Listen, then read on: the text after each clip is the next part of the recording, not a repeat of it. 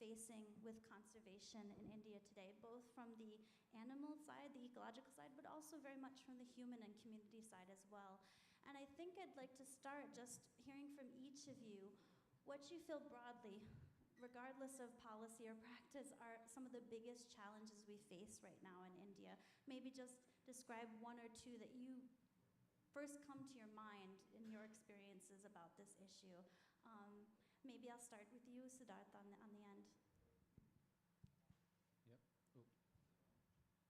Hi, can you hear me? No, no, you can. Hi, thank you for having me. To answer that, we could go on and on, like we said Yes, earlier, yes. about the issues in conservation and what needs to be done. I think primarily the issue that people closest to wild spaces and who are using wild spaces, so that's rural communities, indigenous people, are left out of the conversation. Yeah. You can see it here, we're left out of the conversation and not brought on board to discuss where things Exactly. need to go, how we should chart out our future and what conservation means. So I think that's a huge one to start with.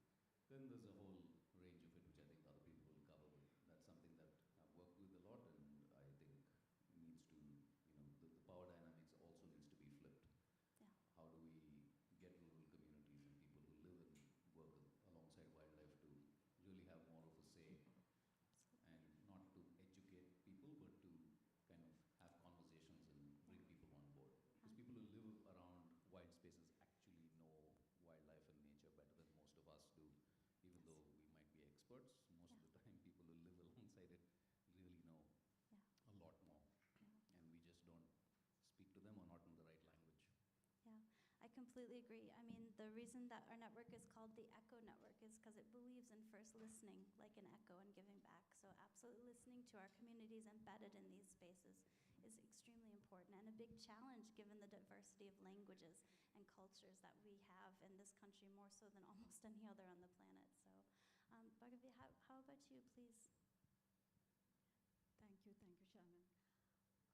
Yes, a couple of things have already been addressed this morning. The fact that all our laws are getting diluted to make way for investments is the biggest challenge.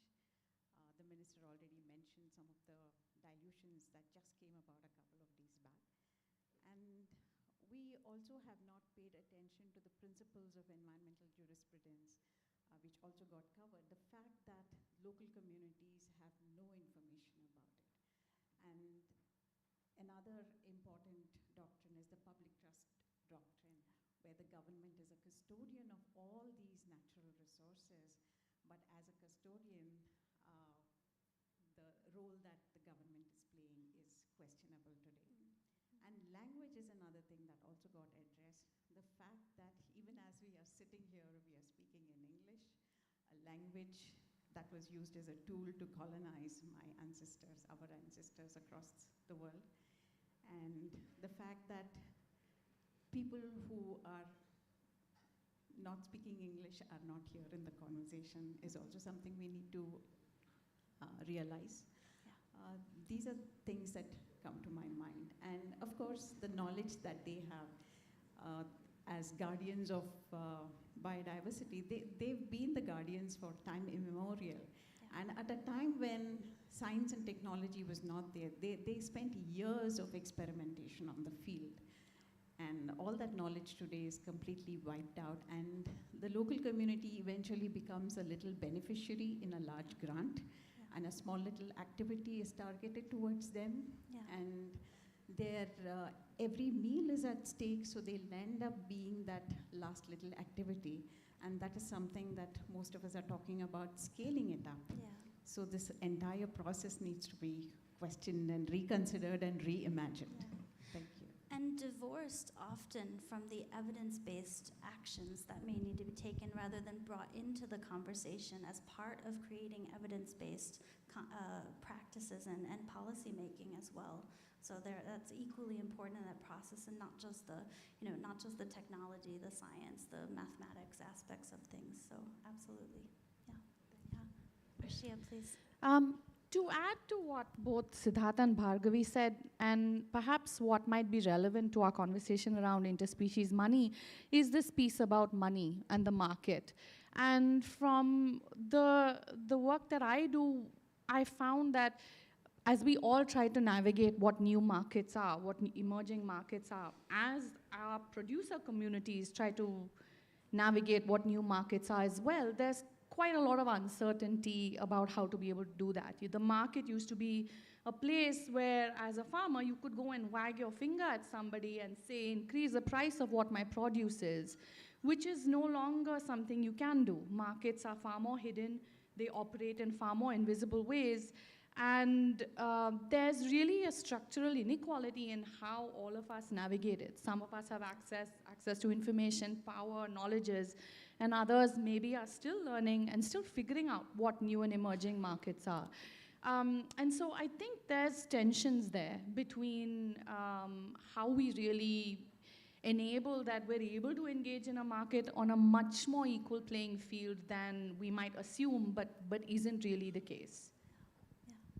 Yeah, absolutely. I mean, the whole value chain has become extremely complex, and ever more so. And now bringing in also that it's not just local or national, but also international interests that are brought into play. It makes it even more complicated. I know you work in coffee, and so that's an area that I also have some little experience in. That's definitely the case in that aspect. So, yeah. And please, Nishant, please. Yeah, thank you very much, Shannon. I hope you can hear me, everyone. It's a pleasure to be here. I guess I am literally the elephant in the room.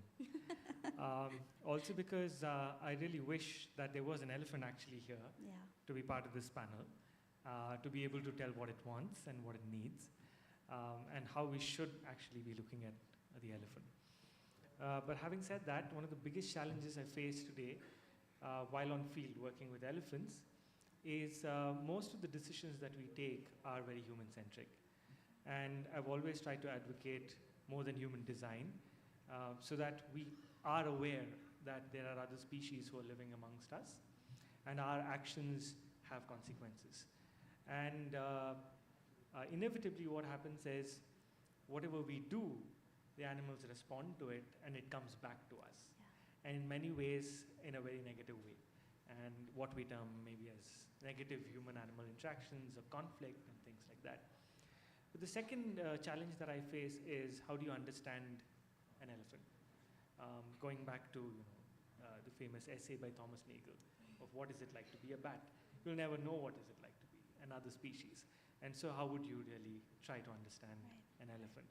So methodologically we're still challenged, but also in terms of data it's quite deficient in what we know about. Even, I heard a lot of charismatic species, the word today. So even in terms of an elephant, we know so little. So you can only imagine the state of the other species. Yeah. I mean, you just bring such a good point because my love is for insects, and that's what I've always worked in. And I particularly work on the unloved insects, not the pretty ones like the butterflies and the bees that most people know about, but like the beetles and the flies and the things that nobody actually wants around, right? And how important they are for the ecosystem. So that actually really brings me to the next part of the conversation for all of you because, on one hand, even for me, there's such a challenge in identifying species in India, right? We face a lot of challenges even from a scientific standpoint. The language that communities have for their own species and their own environments and translating that in terms of like doing citizen science is an issue. And that creates an issues for evaluating and monitoring them as well, right? That's a big issue and their habitats. And also then going to the other side of things, having effective conservation efforts, you mentioned this, there's many policies, many laws, and conservation has a long and storied history in this country, but we still face a lot of challenges in making effective decisions about how to conserve even something as charismatic as the elephant, right? We're constantly hearing arguments about how to do this, right? So, and I like what you brought up about the human-centered aspect of this issue because, also the issues of finance and technology, there are concepts. They're not an elephant's concept or a bee's concept, and how do we deal with that in the face of the ecological capital that exists in this country and actually in the world. I mean, you know, we're talking about India today, but really this is an issue for all of our ecosystems across the world. And it requires really careful consideration because we really, really want to avoid, you know, the pitfalls of something like ecological commodification, which is very dangerous, right? I think we all are worried about that. So with that kind of little preface to the questions, I want to start with you, Bhargavi, because the interspecies money concept is, the idea is that it's going to build on laws and policies that already exist, right? We already have them in place, and you mentioned that they have their own challenges. So I would like to hear from you, like, what challenges do you also see then in interfacing with what's already there? I mean, we have a lot of laws. We heard from the minister this morning. There's the Biodiversity Act. There's just this amendment that just came this week with the Forest Act as well, the Forest Amendment. And I mean, how are we going to do this to allow for more effective conservation? You know, and what pitfalls do you see in this? So, yeah. So it'll turn. Yeah. Yeah. Hello.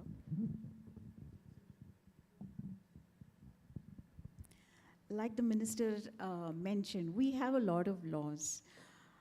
And we've also committed to a whole lot of international agreements. If you look at each of the international agreements and each of the articles and the principles, there are so many provisions for true, genuine public participation, community participation in decision making. That has been erased off. Most of the dilutions that have come have kept the public out, local communities out. The local, district collectors today have the discretion to decide who can participate in a public hearing and who cannot. They can come out with rules such as those living within 5 kilometers can participate, otherwise you cannot.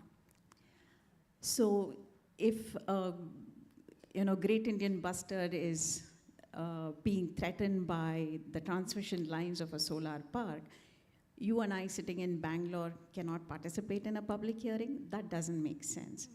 So that is where the challenges are, and we need to rework on our policies. The fact that most of the land reforms today have opened up our lands, our agro-pastoral lands, our common lands, for the so-called transition. We need to reimagine the way we are going to address climate change. And in the name of climate change, we are coming out with transitions that are financializing these projects. And that money doesn't necessarily go back to the local community. It only goes back to the corporations and makes their reinvestment plans stronger. That needs to be questioned and addressed. And also at the local level, we've completely left out our local governments. The provisions of the 73rd and the 74th Amendment have never been implemented. So for example, again, I would like to draw attention to the renewable energy. Non-conventional energy is a function of the panchayats, but nowhere in India panchayats are part of these plans. And as a result, elephants, Great Indian bustards, grizzled squirrels, they're all threatened. Yeah. Thank you. Yeah, that's a very, very good point you made. And it goes back to, Siddharth, I think what you said at the very beginning. And I want to turn to you for this next question, because, the Lok Sabha this week, I mentioned this, just create an amendment to the Forest Act. And one of the biggest criticisms I've heard is actually about just even the definition of a forest, right? Because that actually, just even defining what is a forest in this country then dictates how these laws are going to be implemented. And that's a controversy in itself. So, given the interspecies money movement also has to do this, identification, and you work in also restoration of one thing, and that's the other thing, you have to define what needs to be restored, right? And so I wanted to ask you, what challenge do you see in, defining these concepts of, what is a species, what is a habitat, what needs conservation, that this movement would need to address? Yeah, I think this movement is one, and generally in conservation, for example, we have something called wastelands, right? Yeah, they're So not wastelands. everyone who loves wildlife goes off to the Masai Mara or to Africa to see all these large charismatic animals. We have that here. I have it in my backyard. It's the same ecosystem. It's a grassland. It's a savanna ecosystem. Just doesn't have those densities of wildlife that you have, but it's the same habitat. But we define it as wastelands, popularly as well as policy-wise. So even local communities now have kind of drilled it into their own heads that there is nothing here. It's a dry wasteland. So when we talk of forests, what do we mean by forests? I mean, India is a multitude of cultures. It's a multitude of ecosystems, different ones, from mangroves to grasslands to forests. And so I think we'd like to have these terms that are very easy to explain. So forest means trees, and that's per density of trees together, and then everyone gets that. So everything else is then open for destruction. And so we really, I think people are really smart and sharp, and we're doing great business. We've got a lot of entrepreneurial spirit. Why is it that when it comes to ecosystems and ecology that everyone suddenly is like, doesn't get it? Why is it that people can't understand that ecosystems need to function? So I think something like interspecies money, what I like about it is that it's changing the conversation and changing the way in which it engages. So I think the language, English is one, which is another topic as well, that language. But the language within, say, the corporate world or within the world is now maybe something that we can talk about and bring this up. Yeah. So I don't know so much about the financing mechanisms, all that part of it, but I'm keen on the fact that now we're able to talk to a bunch of actors in this space who would understand something which is money, one, and then, with bringing people in from the corporate sector into this conversation. Because everyone's been very smart about developing apps for a whole bunch of stuff and all these other things, but no one's here to support grasslands. This is where your water's coming from, everything's coming from. So I think we need a radical fundamental change in a lot of these things, from communities to policy to, we just need to wake up. And we don't have the luxury of time anymore to just be like, oh yeah, okay, we're trashing everything and let's do business as usual. Business as usual is not going to happen. And we have the evidence for that. Even if you don't want to see the scientific evidence for it, just look at the floods, rains, fires across the planet happening all now, just now. So it's, it's just also a lot of how we view nature. Yeah. We'll view it as we are superior and we know and we can define it. That's also an issue. And I love the example that you gave of grasslands, right? Because, when we think of our ecosystem services, there are 4 basic ecosystem services, right? There's the easy one, which is provisioning, which everybody knows, right? You cut your wheat and you get a price for it. There's also regulating services. There's also supporting services, and there's also cultural services. And those other 3 are really, really hard to quantify, right? Even something as simple as like pollination, right? You think, okay, you've got a flower and then maybe a bee or a bird, right? But the bee needs lots of flowers, not just that one flower. It needs many species in order to pollinate effectively. For those flowers to grow, they need effective nutrients in the soil, which are driven not only by water, but microbes in the soil. The soil needs to be there. There needs to be forest cover, which is super important for bees to be able to thrive. So then you start getting more and more complicated, and it's not just about the bee, it's actually about the whole ecosystem. So that's where I come to you, Nishan, in your question, because you brought up this idea of like, what is an elephant? What would it advocate for itself, right? And I think what would a bee advocate for itself, And I think that these efforts to quantify and evaluate the importance of species are quite tricky. There are things I struggle with as a scientist, is what our network is trying to do, and it really requires all these sectors to come together, which I agree is one of the benefits of an interspecies movement, because it brings these sectors together. So what challenges do you see in, from your standpoint as a behavioral ecologist, and on evaluating these species and their interaction with their environment? Thanks. That's a tough question. I know, I'm sorry. It's really You can answer it, then I can retire. Yeah, but it's something that we have to engage with, because I think that's the crux of the whole movement. Now, personally, let me tell you why I got into studying elephants, and that was because I just fell in love with them. I think I have to blame my parents for having taken me to the forest to see the elephants, and they're paying the price for it today. But why do I love them? Because I like to watch them. I like to understand a species that is different from me, but who is very similar to me in a number of ways. So I value the elephant for that. And I think different people value elephant for different aspects of the animal. And very often we always think about how the animal is of use or value to us. And I think that's where the issue and the challenge is. Because when you start studying elephants and you start understanding their social structure, for example, you understand the role of the adult, the older female in the elephant group. They are matriarchal societies. So you know the value of that adult animal to the other individuals within that group. For the longest time, we always thought bull elephants, when they grow up and they become big and they start to live a solitary life. Yeah. Now, a lot of my work over the last 10 years has been with bull elephants, with male elephants.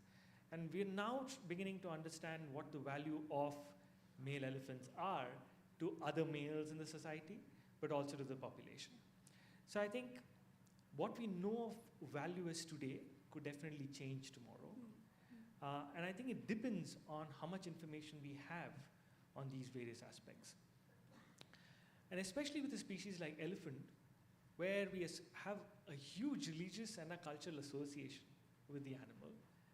And in a lot of places, elephants are worshipped as, Ganesha and Ganpati. How do you value an animal like that in societies? Where even today, when in some farmers, in some of the villages, when the elephants come into the crop fields and they go, and farmers look at the pad prints of the animal, they perform puja to it. They worship the footprint of the elephant. And that goes on until it becomes more frequent, after which it becomes a problem. So how do you value a relationship? Yeah. We've co-evolved with elephants, and the evolutionary history that this animal has had, how do you value that? Yeah. So I think there are so many complexities and challenges when it comes to really putting a value. I know of studies that have been done that have tried to evaluate the ecosystem service of an elephant, but in, I think, a number of narrow ways, certain specific things, for example, carbon sequestration. But there could be a number of other activities and actions that the animal might be involved in, which we don't see as value, but it's extremely valuable nonetheless. Yeah. The dung of the elephant, right, is the most prized possession of the dung beetle. Yes. And the dung beetle provides farmers an estimated $42 billion a year just in its fertilization of the soil. So that's like an elephant secondarily providing this value that we never quantify. It's just something that came to my mind. So, yeah. So you also brought up this idea of that we always evaluate things in relationship to us, and unfortunately, as much as I think all of us on this stage would love to value things from the elephant's perspective, I think we are human and we always will be selfish, right? I think we also have to acknowledge that generally humans will value stuff that's important to them, mostly. I mean, I think I do that even though I am an ecologist, right? And so on the other side, once, let's say we have solved this problem of valuation, we also then have to have the effective use of the economic resources. And so, Ashay, you work with a lot of farming communities themselves and farmers, and you need buy-in from them, which I know you work incredibly hard to get. But also, there needs to be an understanding of, as you said, and you said, of what their needs are, what their values are, and also they need to understand what needs to happen in order to effectively monitor and conserve that habitat. So, I mean, what do you see are the challenges, or that maybe the experiences you've had in trying to do this, where you, on one side, listen to them, and then the other side, they have to learn also how to monitor? Yeah. No, thank you for that question. And I mean, I guess we're in a very interesting position, but I also wanted to sort of just build on something Bhargavi said about the dilution of regulatory frameworks. And you know, the context of how we started our enterprise is that when the state is in question, people look at the market for answers. And what we found is, of course, the market has many, many solutions for how social and environmental standards of farming and so on should be maintained. And actually, coffee is one of the spaces for the most experimentation. So we have, let's say, sustainability certifications that have been implemented across the globe. And really, coffee is one of the spaces for it. And India, too, produces quite a lot of quote-unquote sustainably certified coffee. And over the years, and I've been doing coffee for the past 9 years, and even in my 9 years, I've seen a huge dilution of even what market voluntary norms for agriculture and farming are. So it's not, I think we're in a climate where regulatory and voluntary standards for how crops should be grown, whether it's socially just or ecologically just, all of that is being diluted. But to also kind of come to this question, so I mean, you know, I think what we're trying to do is essentially play the role of having a dialogue. And it sounds very banal even to say it, but what constitutes biodiversity-friendly farming for the communities we work with is something that we hope will be led by people themselves. And it's an interesting approach, because if we adopted an approach where we looked at the market for what biodiversity-friendly farming might be, it might give us very different answers from what farmers would value.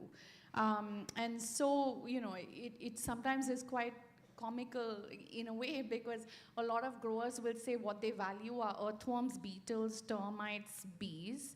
And we have to find a way to tell that story to people who get our coffee, saying, okay, it's not tigers and leopards, but actually this is about earthworms, and this is why you should get our coffee, because it conserves earthworms. And there's, in fact, all of this soil biodiversity, termites and slugs and all, you know, all of these things, that this is what the coffee is doing, right? It's coming from farms that are rich in slugs and termites and insects and bees.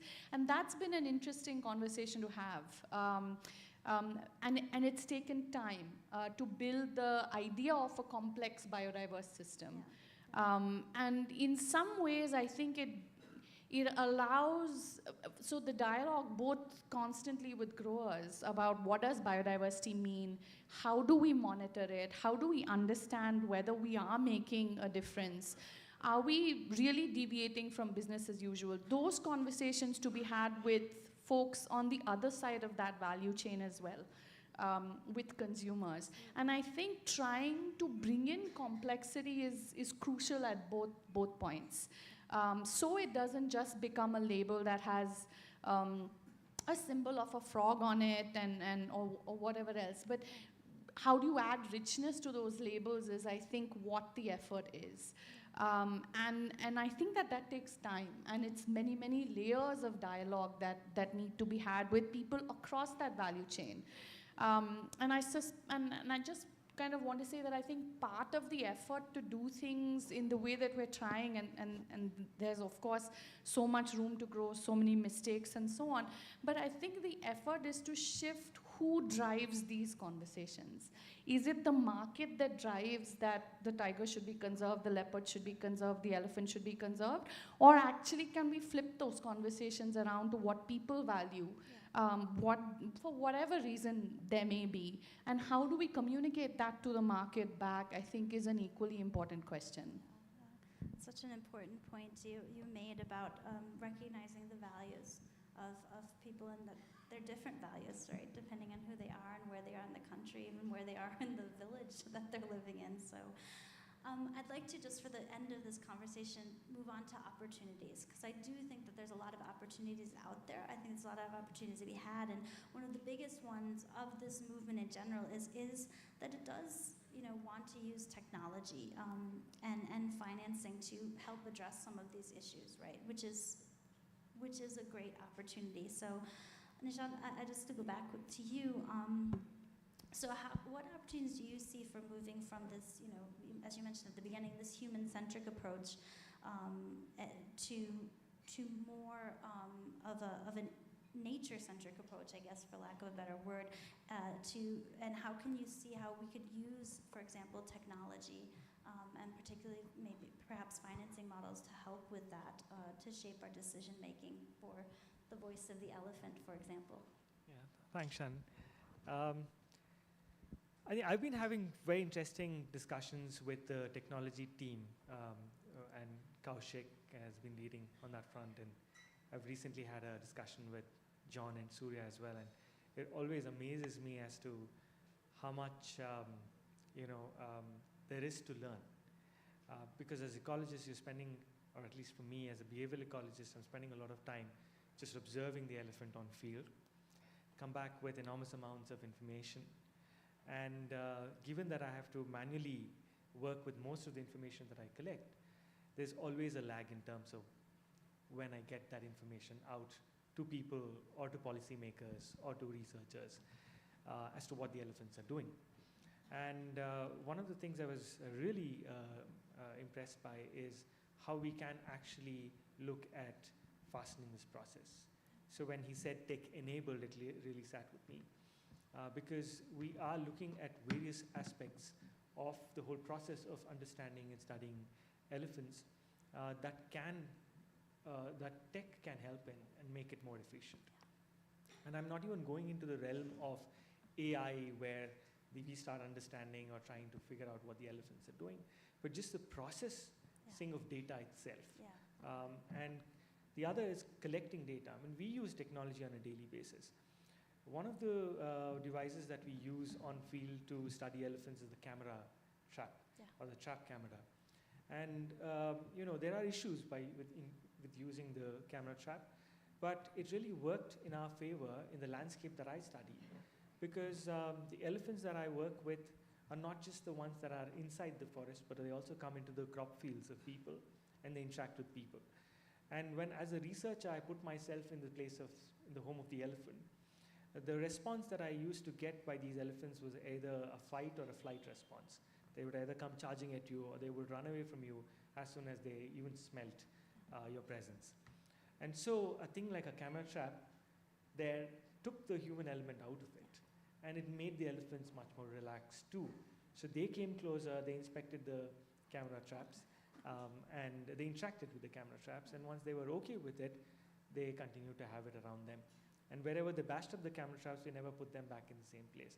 So I think technology has a role even in shaping the behavior of the non-human, and there is a feedback mechanism to it. And I think if we can work towards that bit of how the animals are responding or learning from what we are doing, and we can give a feedback to it, I think it'll be quite amazing.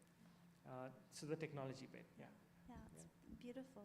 There's really beautiful thinking about how the elephants respond to our technology. I've seen some of these videos from the camera traps, and for example, in Coorg, where I worked a lot with what Arshia does with coffee.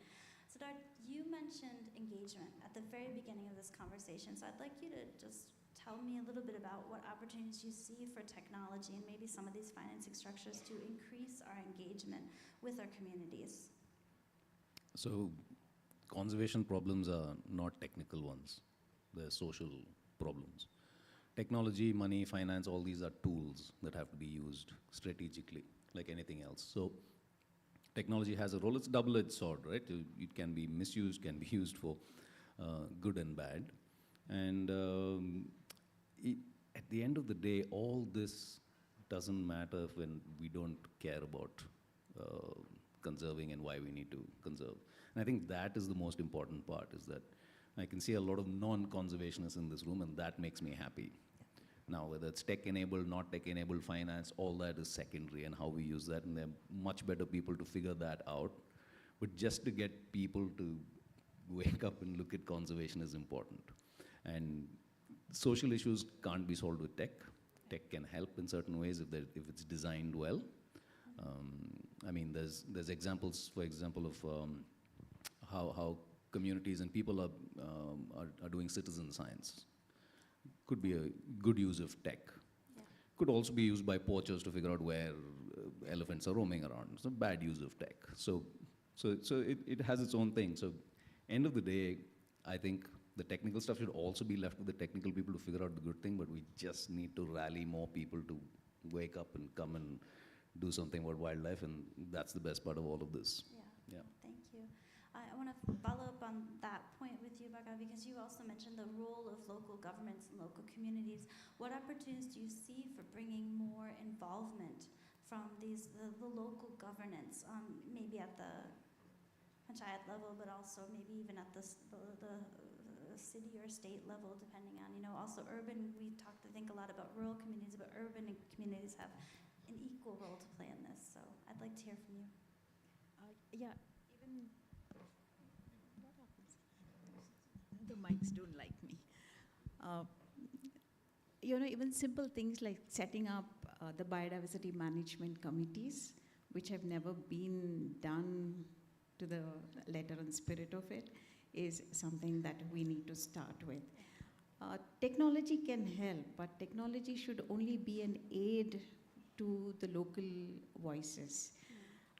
And at the end of the day, in my experience, I have seen, you can use all the technology. In many of the surveys that I saw, rural youth have been given tablets and research tools to fill in data, but then at the end of the day, their homes don't have an electrical point for them to charge those tablets. Yeah. So the whole intervention of using technology gets defeated. So we need to really judiciously use technology. But technology can play a good role in connecting people, speeding up communications and all that. But at the local level, like I said, ensuring people's participation, genuine participation, listening to their voices. Something else I would like to draw everybody's attention to is technology can also be a tool for piracy. In one of the projects, we also saw many of the local traditional agro-pastoral practices being digitally recorded and exported out. That violates the Biodiversity Act itself. Yes, it does. So technology comes with a whole lot of big challenges. And when such piracy takes place, nobody is watching. Nobody even knows where their information is going. So we need to be cautious. So effective regulation is incredibly important in this process. I think my last question will go to you, Arshia. So taking all of this into account, and you mentioned earlier having these conversations with farmers, which I would love to participate in myself, because I love that they talk about earthworms and beetles and things that I deeply appreciate. So, how do you see how these opportunities that are being discussed in this interspecies movement could assist you in what you're doing in the ground level, trying to increase biodiversity-related farming, for example? Mm-hmm. And I think there's 2 points. The first is I think that technology probably has the power to make organizations like ours redundant, which would be amazing, because I think if that conversation between producers can consume and consumers can happen directly, a lot can be negotiated, discussed, dialogued right in there. So I think that's a really exciting possibility, to make that value chain or supply chain just much, much shorter. And the second thing is just, what Nishant was saying really kind of resonated, because I think the other potential shortening of that chain is between the non-human and human. So I think from the perspective of producers, I think technology probably has the opportunity to allow a glimpse into the nightlife of what an elephant might be, or what is the life and life history of a species or an individual and so on, that makes it much more richer, right? So as a producer, I might think, how am I similar to this elephant that's in my coffee farm? Has he or she had a bad day in the way that I've had a bad day? Yeah. And therefore, what might the interaction that we have later for the rest of the day, how might that follow? So I think those are, the potential sort of bridging of gaps, both between human, non-human, but then also between producer and consumer, that I think could be really creatively explored. if everything else that we've talked about earlier sort of, remains intact, who holds the power, who drives those conversations, who makes those decisions? Thank you very much. I think that's a beautiful way to conclude this session, is with the stories.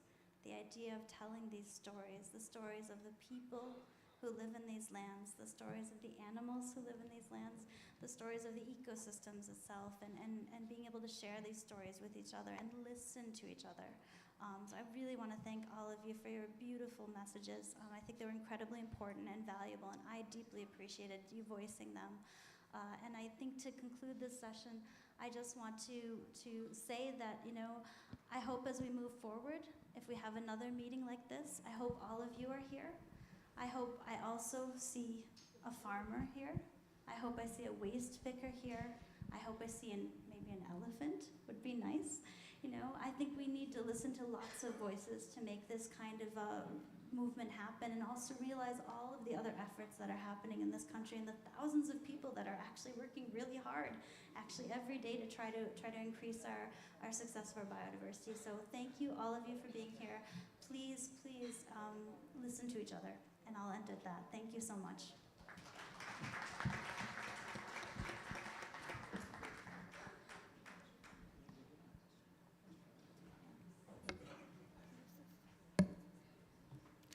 Thank you for an insightful discussion, Dr. Shannon and eminent panelists. Any room for questions or comments? Do we have time for questions? I'm sorry, I didn't know if I had time for them, so yeah? Yeah. It's up to the organization.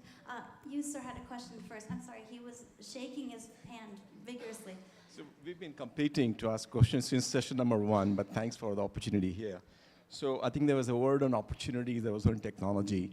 I think a lot of urban Bengaluru people, Bengaluru people, don't really connect to what you guys are talking about. But I think the playing field is right here in Bengaluru. Like the sandbox is right here. In this room, I'm sure there are many, many dog lovers and dog haters. Street dog lovers, street dog haters. The concept of Dr. Jonathan Ledger is a beautiful one, a game-changing one. Can we actually work with BBMP, who is struggling to get a survey of the dogs, and superimpose that concept on the dogs, and see what is that we can do to get a good survey and attach a value to it, and see how urban people can get trained before they move to the eco-forest. So is that possible? I wanted to ask the minister, but we didn't get a chance. Hopefully in the afternoon we can ask the other minister. Thank you so much. Can I give you very, very good news? The very good news is I have a very good friend, Abhivanak. He's at Atria, the Ashoka Trust for Research in Ecology and Environment, right here in Bangalore. He is doing that very thing, and he's working with the BBMP on this. I'm sorry, Shannon, he is a dog hater. There is a huge discussion, we don't want to get into that. Okay. We have a huge blog once. Okay. He's not the right person. Okay, so please don't bring him in here, otherwise there's going to be a huge uproar once I bring all the dog lover friends. He's the wrong person, sorry about that. Okay, all right. Well, he is working with the BBMP, so maybe then we need to have you part of that conversation. We have been working with BBMP for the past 5-6 years, very, very intensely since about 3 months ago. Lots and lots of communication has gone on. So Shannon, please, let's see what we can do about this. And again, appeal to all of us here to work with the dogs, to get yourself trained to see how Dr. Jonathan Ledger's concept can actually work with you before you go to the elephants and the earthworms. Thank you. I have a question. There was a question here first. I'm sorry. I'm just trying to go in order, but not priority. So. Okay, thank you. I request you to introduce yourself, sir, so that to introduce everyone. Myself, my name is Venkatram Reddy. Unfortunately, I'm a professor. So somebody in the panel was mentioning about that a farmer was there in this crowd, but I'm a transformed farmer. I was farming till the age of 22. Then, unfortunately, I became an engineer, so I have to come to the urban center and then no farming. But I do little farming in my garden here. A couple of thoughts which came to my mind, especially with reference to your interspecies money. The farmers now use plenty of pesticides. The biodiversity is killed, so we are trying to kill more and more pesticides. This was not there when I was farming. That is early 70s. There were no pesticides used, actually. The crops were so robust, and then we used to grow everything. But now we want to, arguments are put forward to increase the food production to meet the demand, blah, blah, all that is happening. So now what is happening is the pesticide industry is driving the whole thing, like our pharma industry drives sugar pills to us, right? Now, whether the interspecies money can be created for to conserve those pests or whatever things which attack crops, cajole the plant genetic R&D with this money so that you develop drought-resistant crops or not pest-resistant crops. So whether such an effort definitely will go in a long way in supporting or not killing the other animals which we are not mostly our discussions are little biased towards bigger animals, the smaller animals. So I think we must care them, care for them, and then probably probably kind of thinking can go, and then probably do some such thing. I think will be more useful. Thank you. Please. Yeah. So this one we can have a discussion for like 2 days on this. But we have to also ask why that's come about and why that push. So it largely stems from our short-sighted nature of looking at issues and problems. So the whole thing of using pesticides and fertilizers is a very short-sighted viewpoint. And then to go also, I don't know if technology is a good answer here, but if you look at traditional cropping patterns and what people have done, they've always lived with appropriate food sources which have worked well. Small farmers have always been able to feed themselves and more people around them in their local area. And this is across, even in the dryland. So you have hundreds of varieties of rice that is adapted to dryland, growing in dryland things. We don't really need too much technological fixes there. We need policy changes here. And we need this push to not be so strong of the chemical industry and fertilizer industry. So if you want to talk of organic, then there's lots of other things to do. So here actually, and I don't know how interspecies money would address this, but the problems of why we have this with the farming and crops is basically that. We're pushing for very quick returns in a very terrible way, which is polluting us and the environment. I would just like to add that we need to be conscious about the whole disease-resistant plants. We saw what happened with GM cotton, and today, just since the last 1 month, we've been working with the handloom weaving community, and I learned that farmers in Karnataka no longer want to grow cotton. So that's going to kill the handloom industry. So it'll have its own repercussions by these kind of experiments that science and technology can bring. I'm just drawing that to your attention. Thank you. And just like drug-resistant bacteria, we're going to have, pesticide-resistant.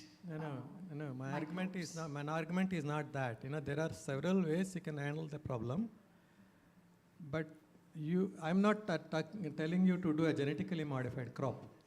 My argument is that do some research to develop crops which are pest resistant.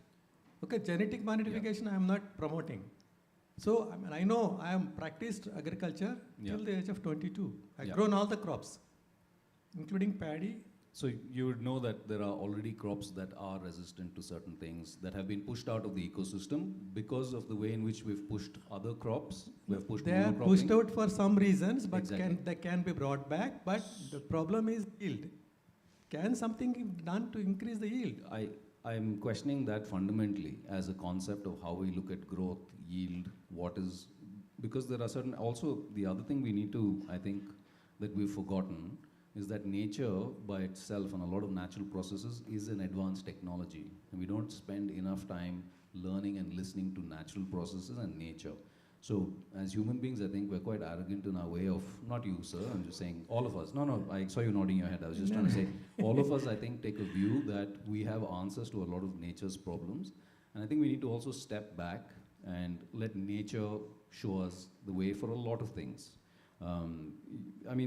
Like I said earlier, it could be a debate that we can go on for days about.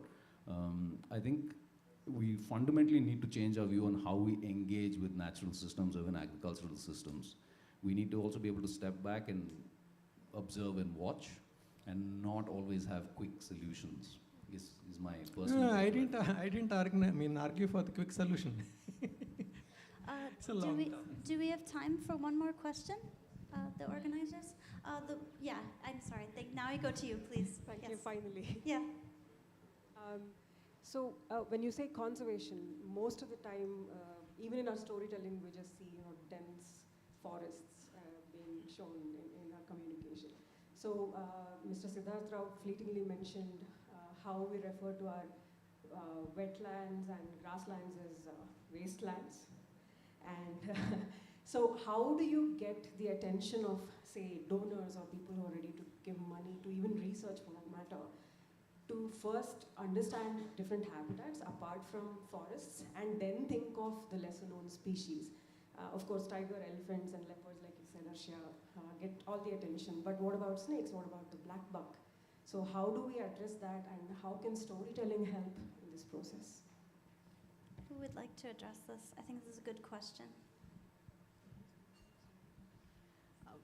Thank you for that question. We've been trying very hard to draw funders' attention towards the so-called wastelands. There are no wastelands in the country.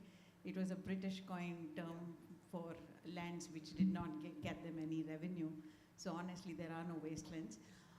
The central Karnataka grasslands today, we tried very hard to save them. And even as the last remaining grasslands there survive, funders want to see what they will get after 3 years or 5 years. It is not possible to show results in 3 years and 5 years. It requires a lot of patience. It requires working with local communities, particularly pastoral communities. Today, most of our grasslands are taken over by prosopis, and that is because grazing has stopped. And people who are in that activity are doing distress sale because there are no grasslands. So it's a lot of questions, and again, when we are talking about money, interspecies money, we can come out with more creative ideas of how such ecosystems can be saved, habitats can be saved, which will eventually save a lot more species. And if I may, I think it also requires us to stop with finger pointing. I think this is something that we do very, very much. We finger point, the government's not doing anything, the corporations are not doing anything, the communities are not doing anything, the scientists are not doing anything, the scientists are creating, we all blame each other for everything, but it's never our fault, right? And the thing is that it's all, of course, all our fault. We're all living here. Everything that's happening is because of us. And so we should start also by starting to find commonalities. So beyond the stories, we all should find points where we share values, because I think everyone in this country values nature. There is nobody who says, yes, I hate nature. But the question is, what is it that they value? And I really emphasize this purpose of listening to these, and beyond just telling the stories, listening to their stories. So if I can just add that as a point. So any more? I don't know what the time is. Are we finished? Yeah? There was a question one up more front here, question. and I saw, yes. Did you have another question back there? He had a...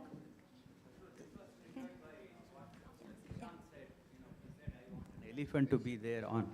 I was just thinking whether if all the many examples of many species are in the thing, and they have a discussion like this and looking at us, they will say that you just disappear, we will be happy, See, and I think COVID gave us a very good lesson, unless unfortunately the world and we have not learned. See, people did so many things to clean up Ganga or, Rhine River in Paris or something, nothing happened. For a few months, we could not do anything, our usual so-called development and all the activities, and nature came back to its pristine purity. All animals which have not been seen for a long time, they came back, and rivers became clean automatically. So we need to really analyze that.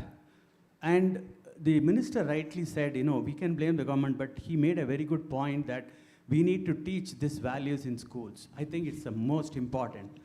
Because today's modern world is completely based on egocentric thinking and egocentric activity. We need to convert that to ecocentric thinking and ecocentric activity. That is the crux.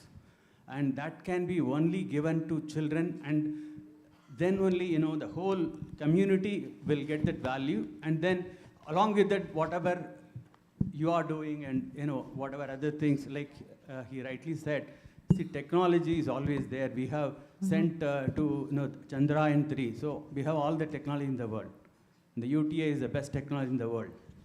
So we can use that, provided the consciousness of humanity has changed. I just want you to react to this. I feel the most important thing is to educate the children about the ecology. Like she was talking, I'm an ecologist. I feel there must be a corner of the mind where every human being should be an ecologist. If we can convert our education like that, and it's important. Would you like to respond?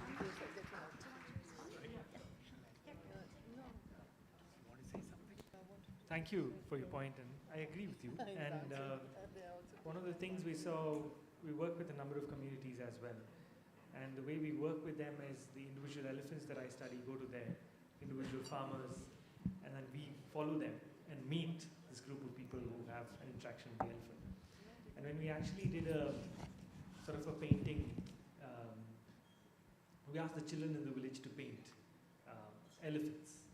And most of them drew elephants in their crop fields, elephants being chased by their parents and things. That's the idea of an elephant that the children in the villages had, who've had negative interactions with elephants. And whenever I went to the field, farmers would rightfully say, you don't tell us about conflict, we live it. And I completely understand that. But it was interesting because when I start talking about individual elephant behavior and what elephants do, and the story that the farmers are aware of through their long interaction with the elephants is largely what happens when an elephant comes to their village or when they take their cattle to graze inside the forest. A lot of what elephants do otherwise, and they don't just feed on crops, they do a number of other things, is a large unknown still with communities who live alongside elephants. And I'm not talking about mahouts and others who just know the elephant like the back of their hand. So it's absolutely critical, I think, that we bring the stories of these elephants to the people, to educate them and tell them what it really means to be an elephant and what they actually do.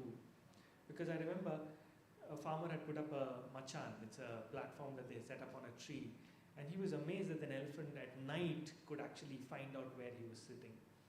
And I said, but the elephants with the wind in the right direction can pick up your scent from as far as a kilometer maybe.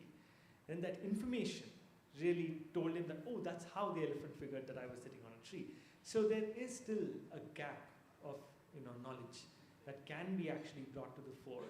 And I absolutely agree with you. I think instead of saying in our schools and institutions that environment is important, if we tell children why it is important, how it is important, how relevant it is to us, for the children in the rural area, for the children in the urban areas and things, and make it more specific, I think it'll go a long way.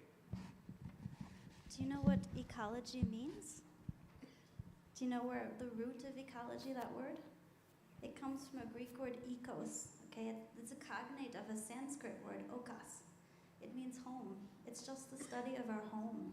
That's all it means. And if we don't teach our children about where they live, I'm not sure what we are doing. So I agree with you too, sir. We had a question from a lady in green near the back. Yeah, there she is. There's many ladies in green, so. So basically, I would like to agree with Dr. Nishan and what you said, Dr. Nishan.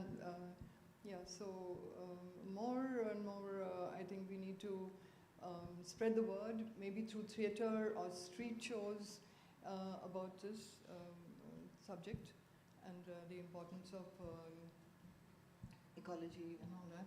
And as you said, even the people living in the jungles are not aware of certain things. They can be educated. So since last 4 years, I've been working with organic material on my art shows, which I was invited to have a art show at a gallery in Jayanagar. So as you said that there is no elephant here, so there is an elephant painting, which can be seen here. It's a baby elephant, and it sort of kicked off the mahout. And I did this whole show about,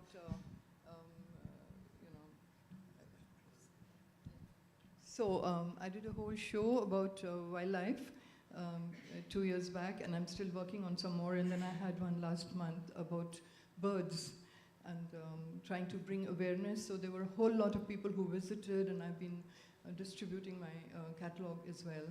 And so I think there are so many different ways in which the word can be spread, and these can be, So I would like to distribute this, share this with you also. And yeah, so that's my little effort that I'm doing, and I'm continuing with that subject. And at my show, I had the Wildlife Conservation Society come, and they were the chief guests, and part of my proceeds went to them for their work. So, thank you. Beautiful, thank you.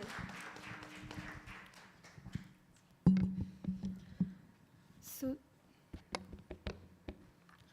with the discussions that we just heard, I think the action points would be, problems in conservation are already well known. So how would we make the solutions more robust to move forward? And also, success in one conservation effort is localized. So how do we scale it up or carry to other territories? Right? So I request Dr. Narayan Swamy and Shri Karthik Raju to felicitate the panel and the moderator.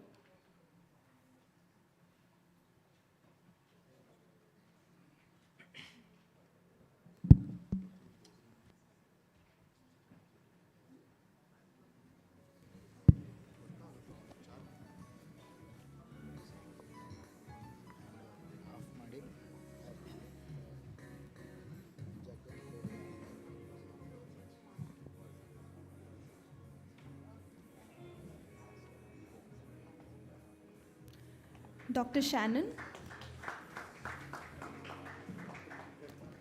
Dr. Nishant,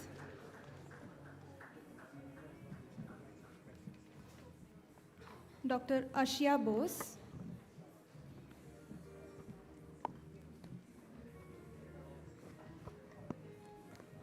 Ms. Bhargavi, and Mr. Siddharth.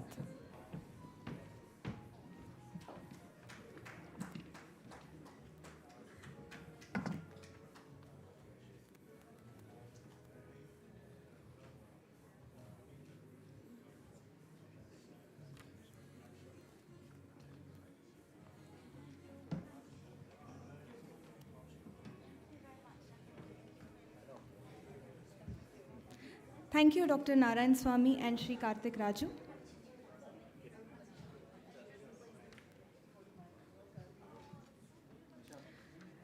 It is now time for lunch, and accordingly, let us take a break and reconvene in 45 minutes.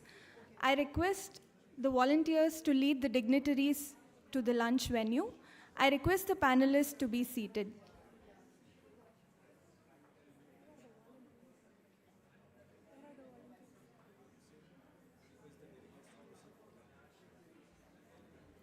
I request the delegates to proceed for lunch.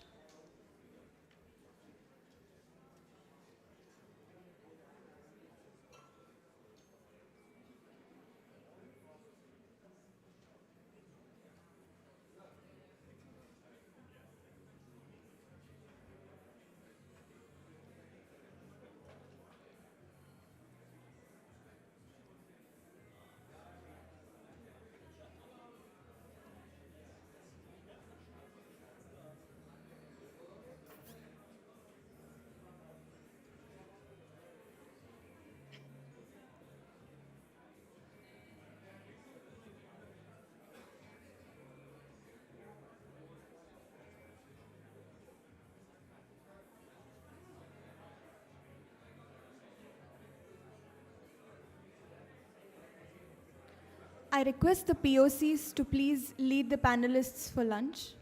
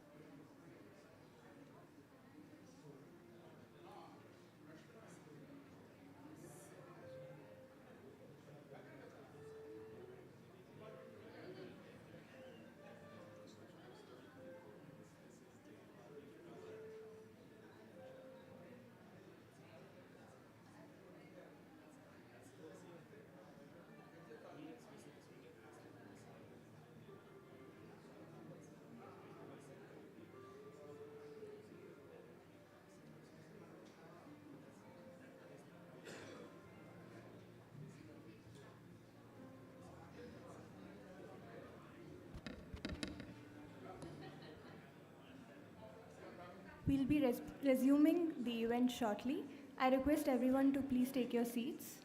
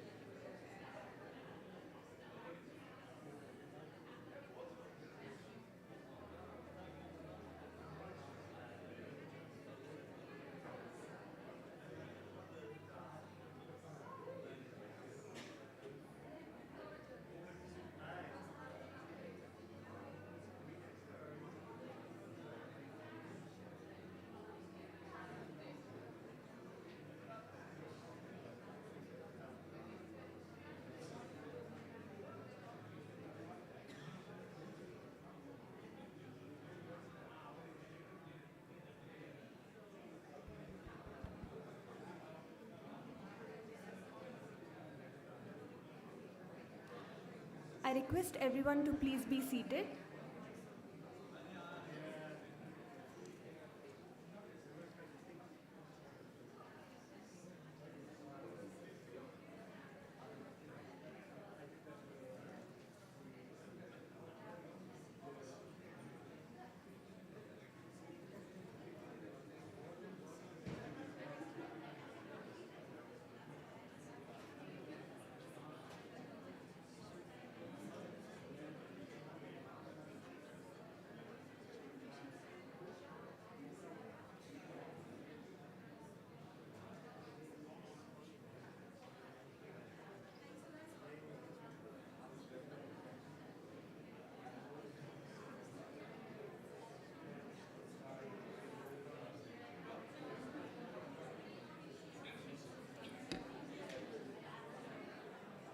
Welcome back, everyone. We will be starting our afternoon sessions now. I request everybody to settle down in their respective seats.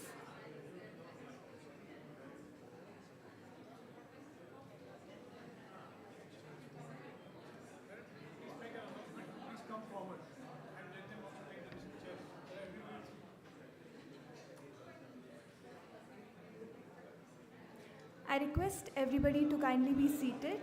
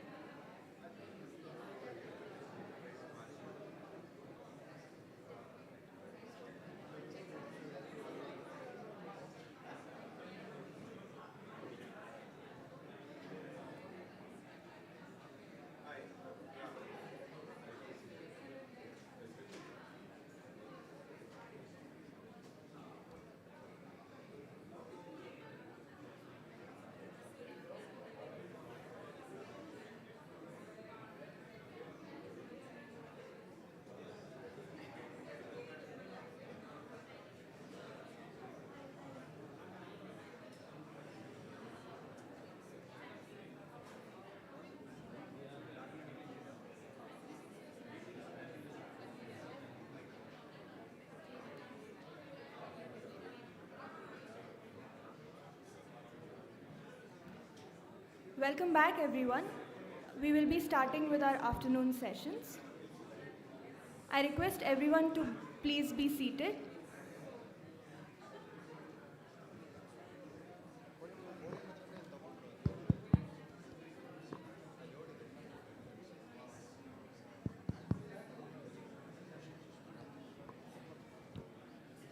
Our next panel discussion is on ethics in finance, sustaining biodiversity.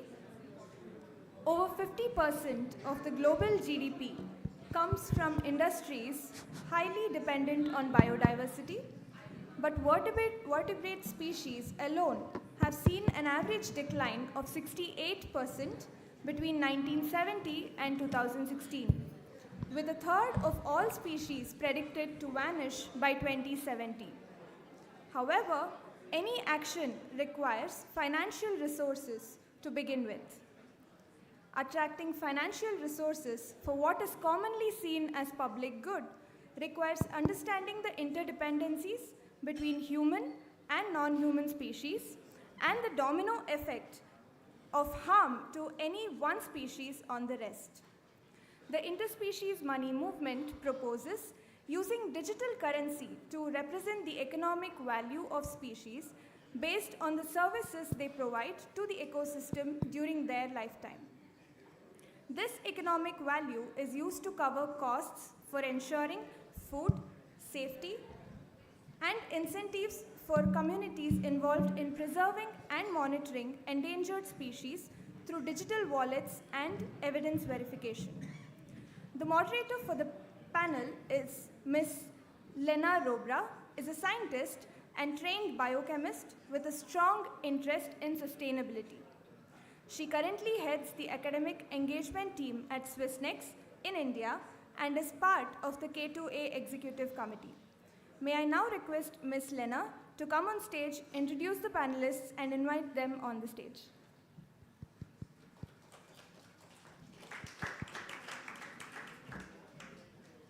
Many thanks.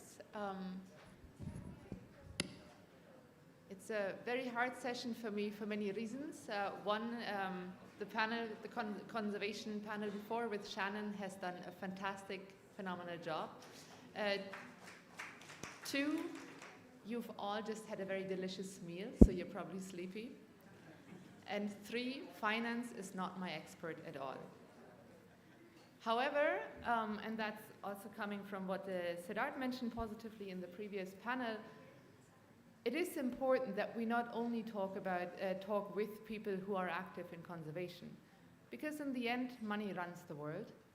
So it is important for us to bring in people who have an understanding of macroeconomics, of how finance works, but also of people who work with the communities or who work with policies, because if we want to embark on a project like Interspecies Money, and we actually want the communities that the project intends to benefit from it, it is important that we have certain guidelines and policies and information in place that we might not be aware of from our perspective or our siloed expertise.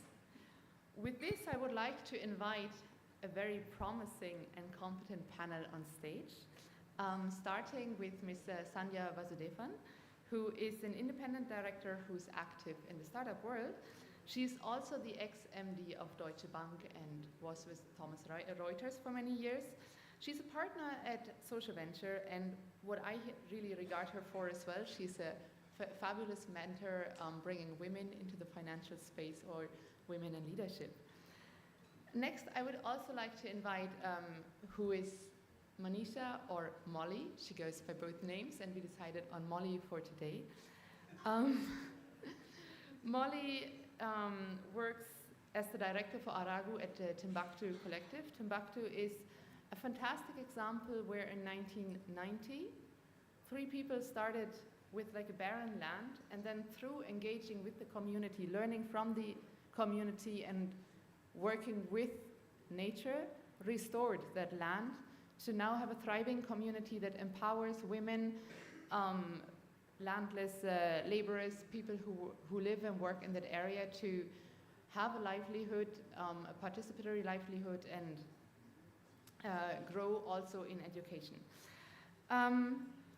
Next, I would like to call Leo Saldana on stage. I'm sure he is a known name to some of you, or many of you.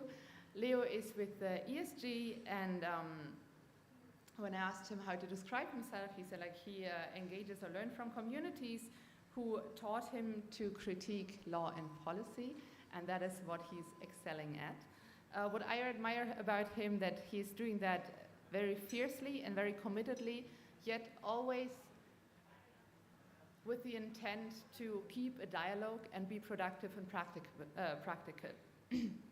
Then we have Pratap Raju, who is the founder of the Climate Collective and invests in startups related to climate and clean tech.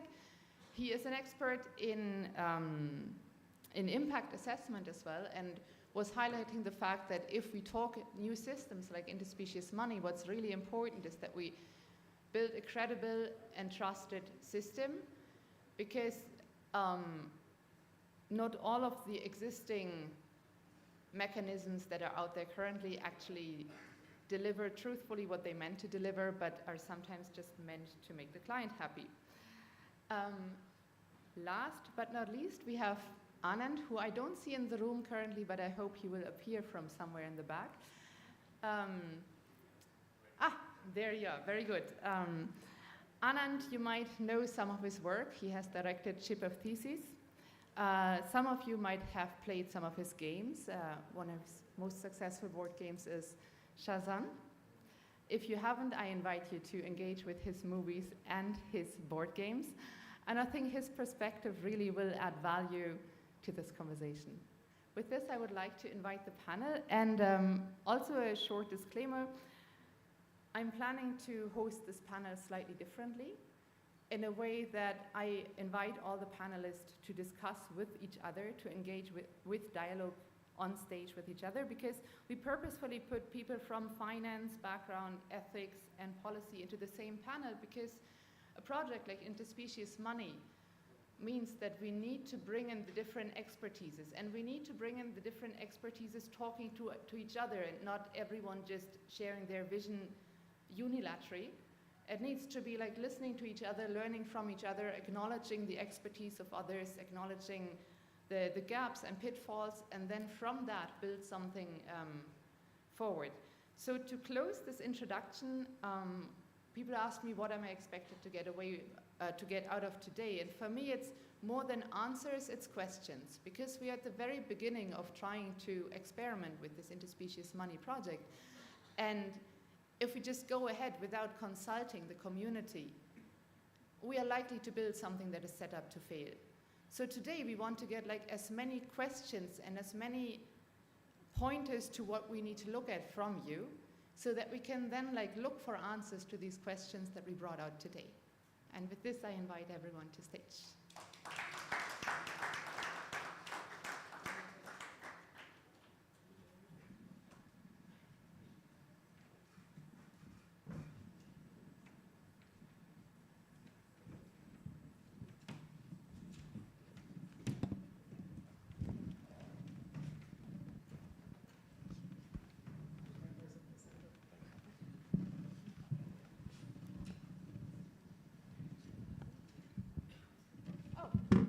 I was like, we have one chair too many, and that is because we actually invited Jonathan to join this discussion as well. May I ask you to take the last chair?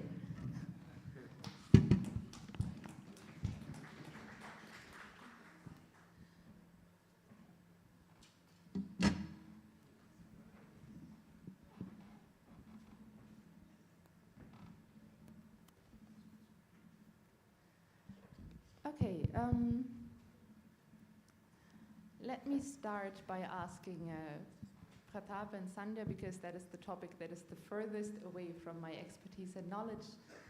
If you think about interspecies money and connecting it to an actual viable model that is like adopted from like big finance systems or backed up by financing institutions, who do you think should engage, or how should it engage with like the larger macroeconomic world? All right, great, thank you. This is a new area for me. I've been working in climate and innovation for a long time. I've been in clean tech for about 13, 14 years. One thing I would say, just my experience, we work with a lot of startups and entrepreneurs. Technology does not sell in itself. Technology may get funded. Some VC may be excited, money will be spent and all, but it does not in itself lead to much change. So the first thing I would say is that what we're trying to do is create value for someone, create value for people. We don't create value for organizations. People are made of organizations are made of people. Right, so once we understand that, then at least we get away from starting with a technology point of view and thinking about what we're creating. I was talking to Laura yesterday or day before on this, and it's a good question. There's a bank that I've seen in Netherlands, Triodos Bank. Small bank, started about maybe 20 years ago. I don't know if you've heard of this. And they started with this premise that you can put your money in a bank that is more ethical, or at least supports the environment. And a lot of their portfolio was in solar wind. It attracted a lot of the deposits. I don't know how big they are now. Back then, there were about $6 billion in deposits. I'm sure it's grown quite a bit. So when you're talking about how do products or how do platforms or initiatives like this get into the mainstream ecosystem, it first starts with someone has to want it, right? Triodos Bank could not sell this if people did not want it. They had to figure out how to get people to understand it. They had to work on the product to make people comfortable with it, risks, all that stuff for sure. but someone wants to have it first. So I would say that we work in a lot of areas on regenerative finance, carbon credits and all this stuff. It's quite an exciting area today, right? I started working in clean tech in the solar world, and we used to have these solar credits, right? Pretty straightforward, this is the Kyoto Protocol, or back in 2006 or 7, et cetera. It ended pretty soon because it was unsustainable, unviable. There were a lot of games globally, especially in Europe, which was a leader in this at the same time, how allocations of credits would come in, et cetera. It died down. Today's world, for example, is an example of the voluntary carbon market, something that we can look at similar to when we're talking about interspecies money. It is much more real, deeper than it was 15 years ago. You may know this as the panelists here as well. When people think about voluntary carbon markets, it's about the impact you create. It's a story that's developed around it. It's much richer than it was back then. 1 ton of, 1 ton of GHGs or CO2 avoided is how we got paid in the carbon credit world. So I think we have the mechanisms in place. It's not the technology. It's not markets, for example. These are things that we're all comfortable with in the sustainability or sustainability credits world. I think the challenge is making sure that we don't rely on technology or methodology. There's another thing I'll get into later to drive what we're trying to achieve in this area.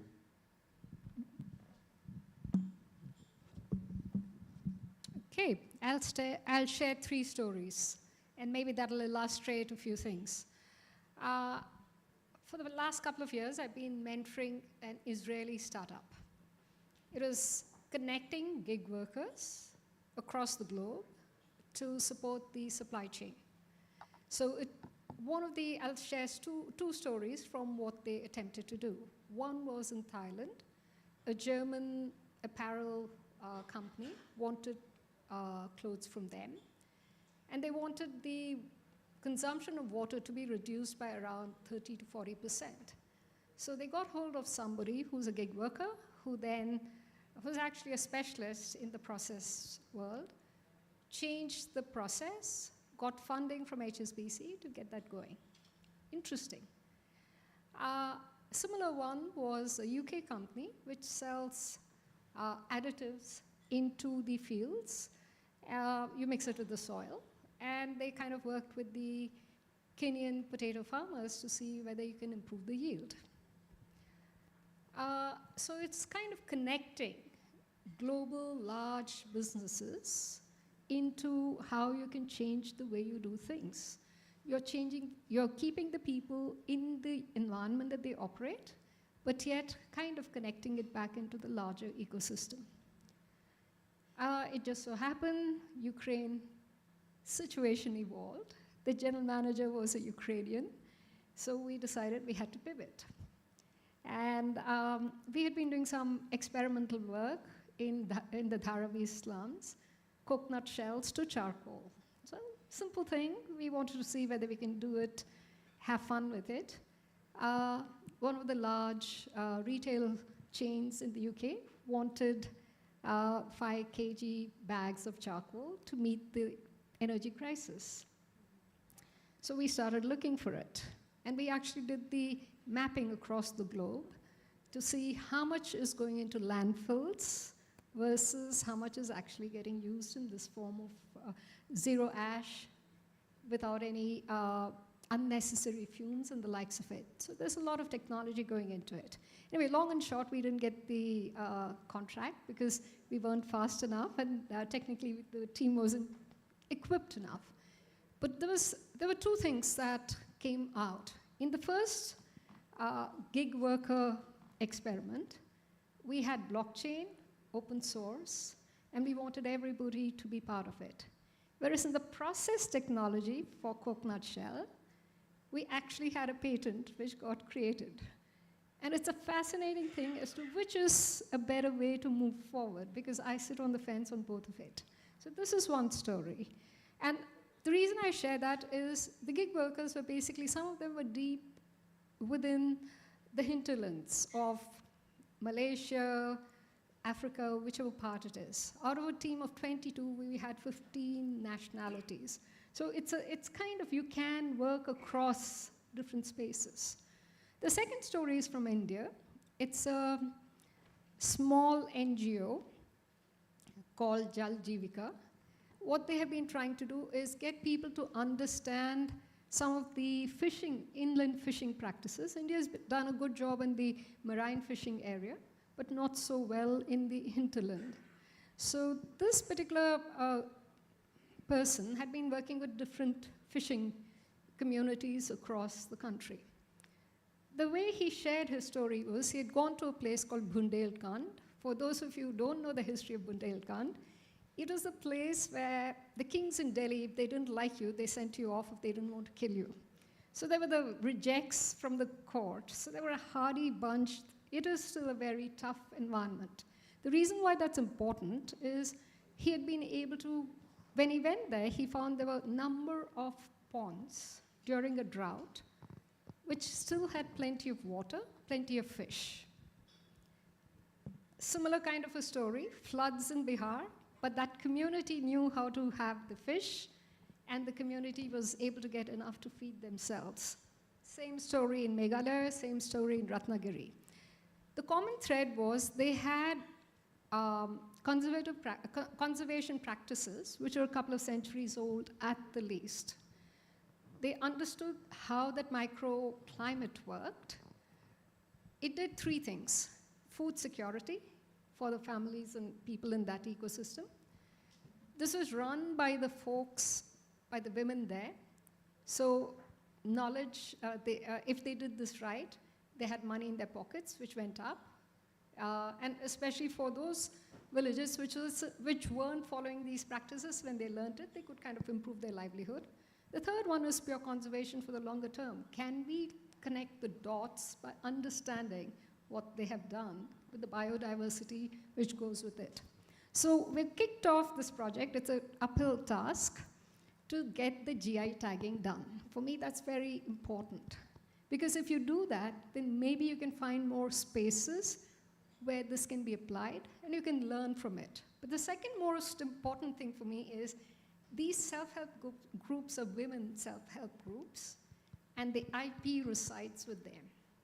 So they become true culture carriers, and you have a sense of ownership and accountability as you go forward. The last one coming from the financial sector, fintech.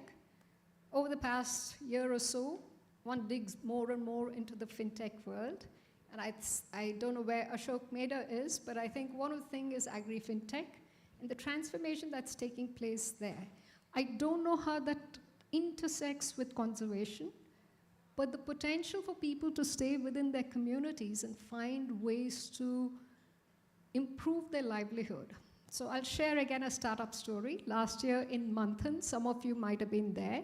It's the Chamber of Commerce. They had identified kids from schools and colleges, and this particular kid said during COVID, 60% of the watermelon crop had been destroyed. So the child, with his college professor, had identified how to make sugar, which looked almost like honey, and take it forward. So it is within that community, he's finding ways to improve it. And if you have time in the panel, we can probably touch on ONDC, which is attempting to do it. So coming from a purely financial world, is there a way to help transform the ecosystem? There are stories on how you do the conservation, but I think if we can link it up to individuals' livelihood, probably you have more buy-in, and others are better suited to kind of share that. But coming from an banking, financial sector space, these are some things I thought might be of interest to the collective. Thanks a lot. Molly, Leo, and Anand, what were your thoughts when you read about the interspecies money? And in the morning, we briefly touched upon the language issue, for example.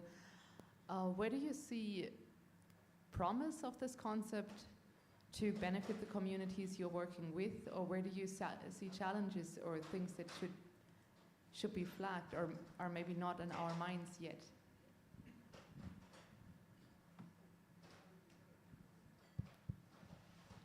I wasn't there in the morning, but the first question I had when I read through the documents that were sent earlier.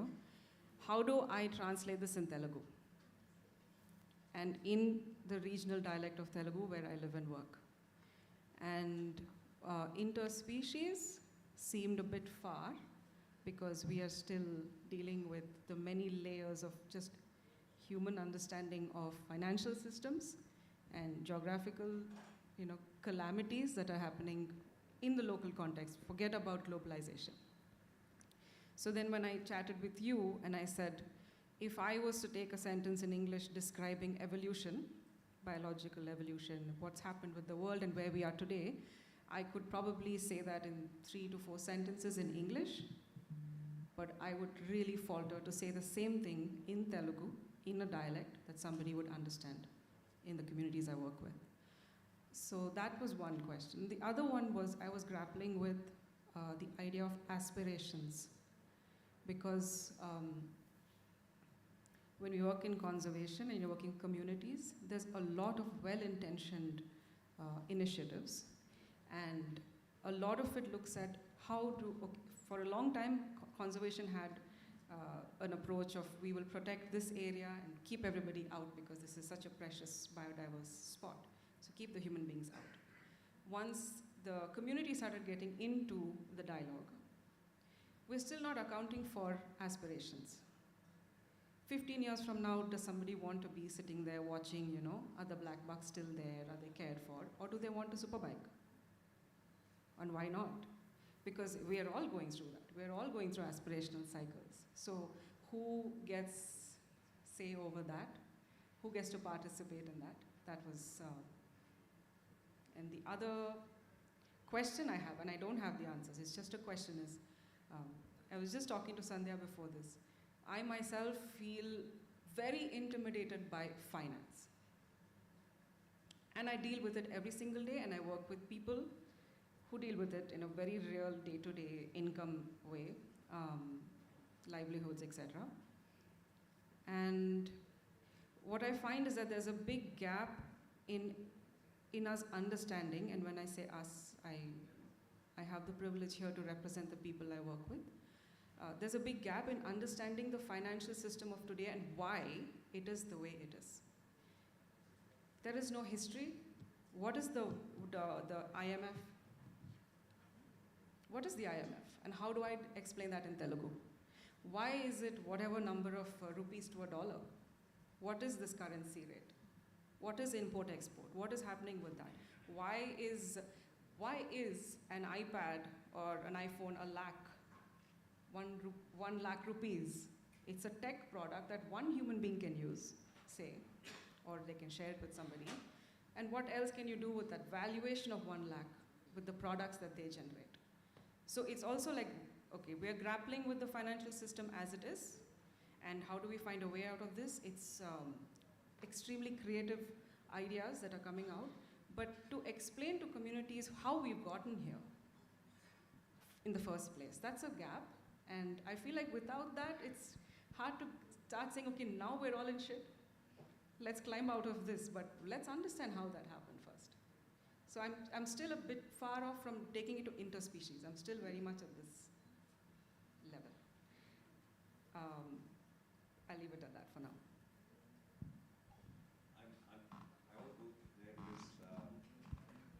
I'm very inspired by that. I'll let people respond to that also. It's extremely inspiring the way you are seeing this, because you have articulated questions that perhaps were simmering in everyone's heads since this conversation, and these are really urgent questions, and you're absolutely right. And that was one of the things that Jonathan and I were talking about last evening, that there so much of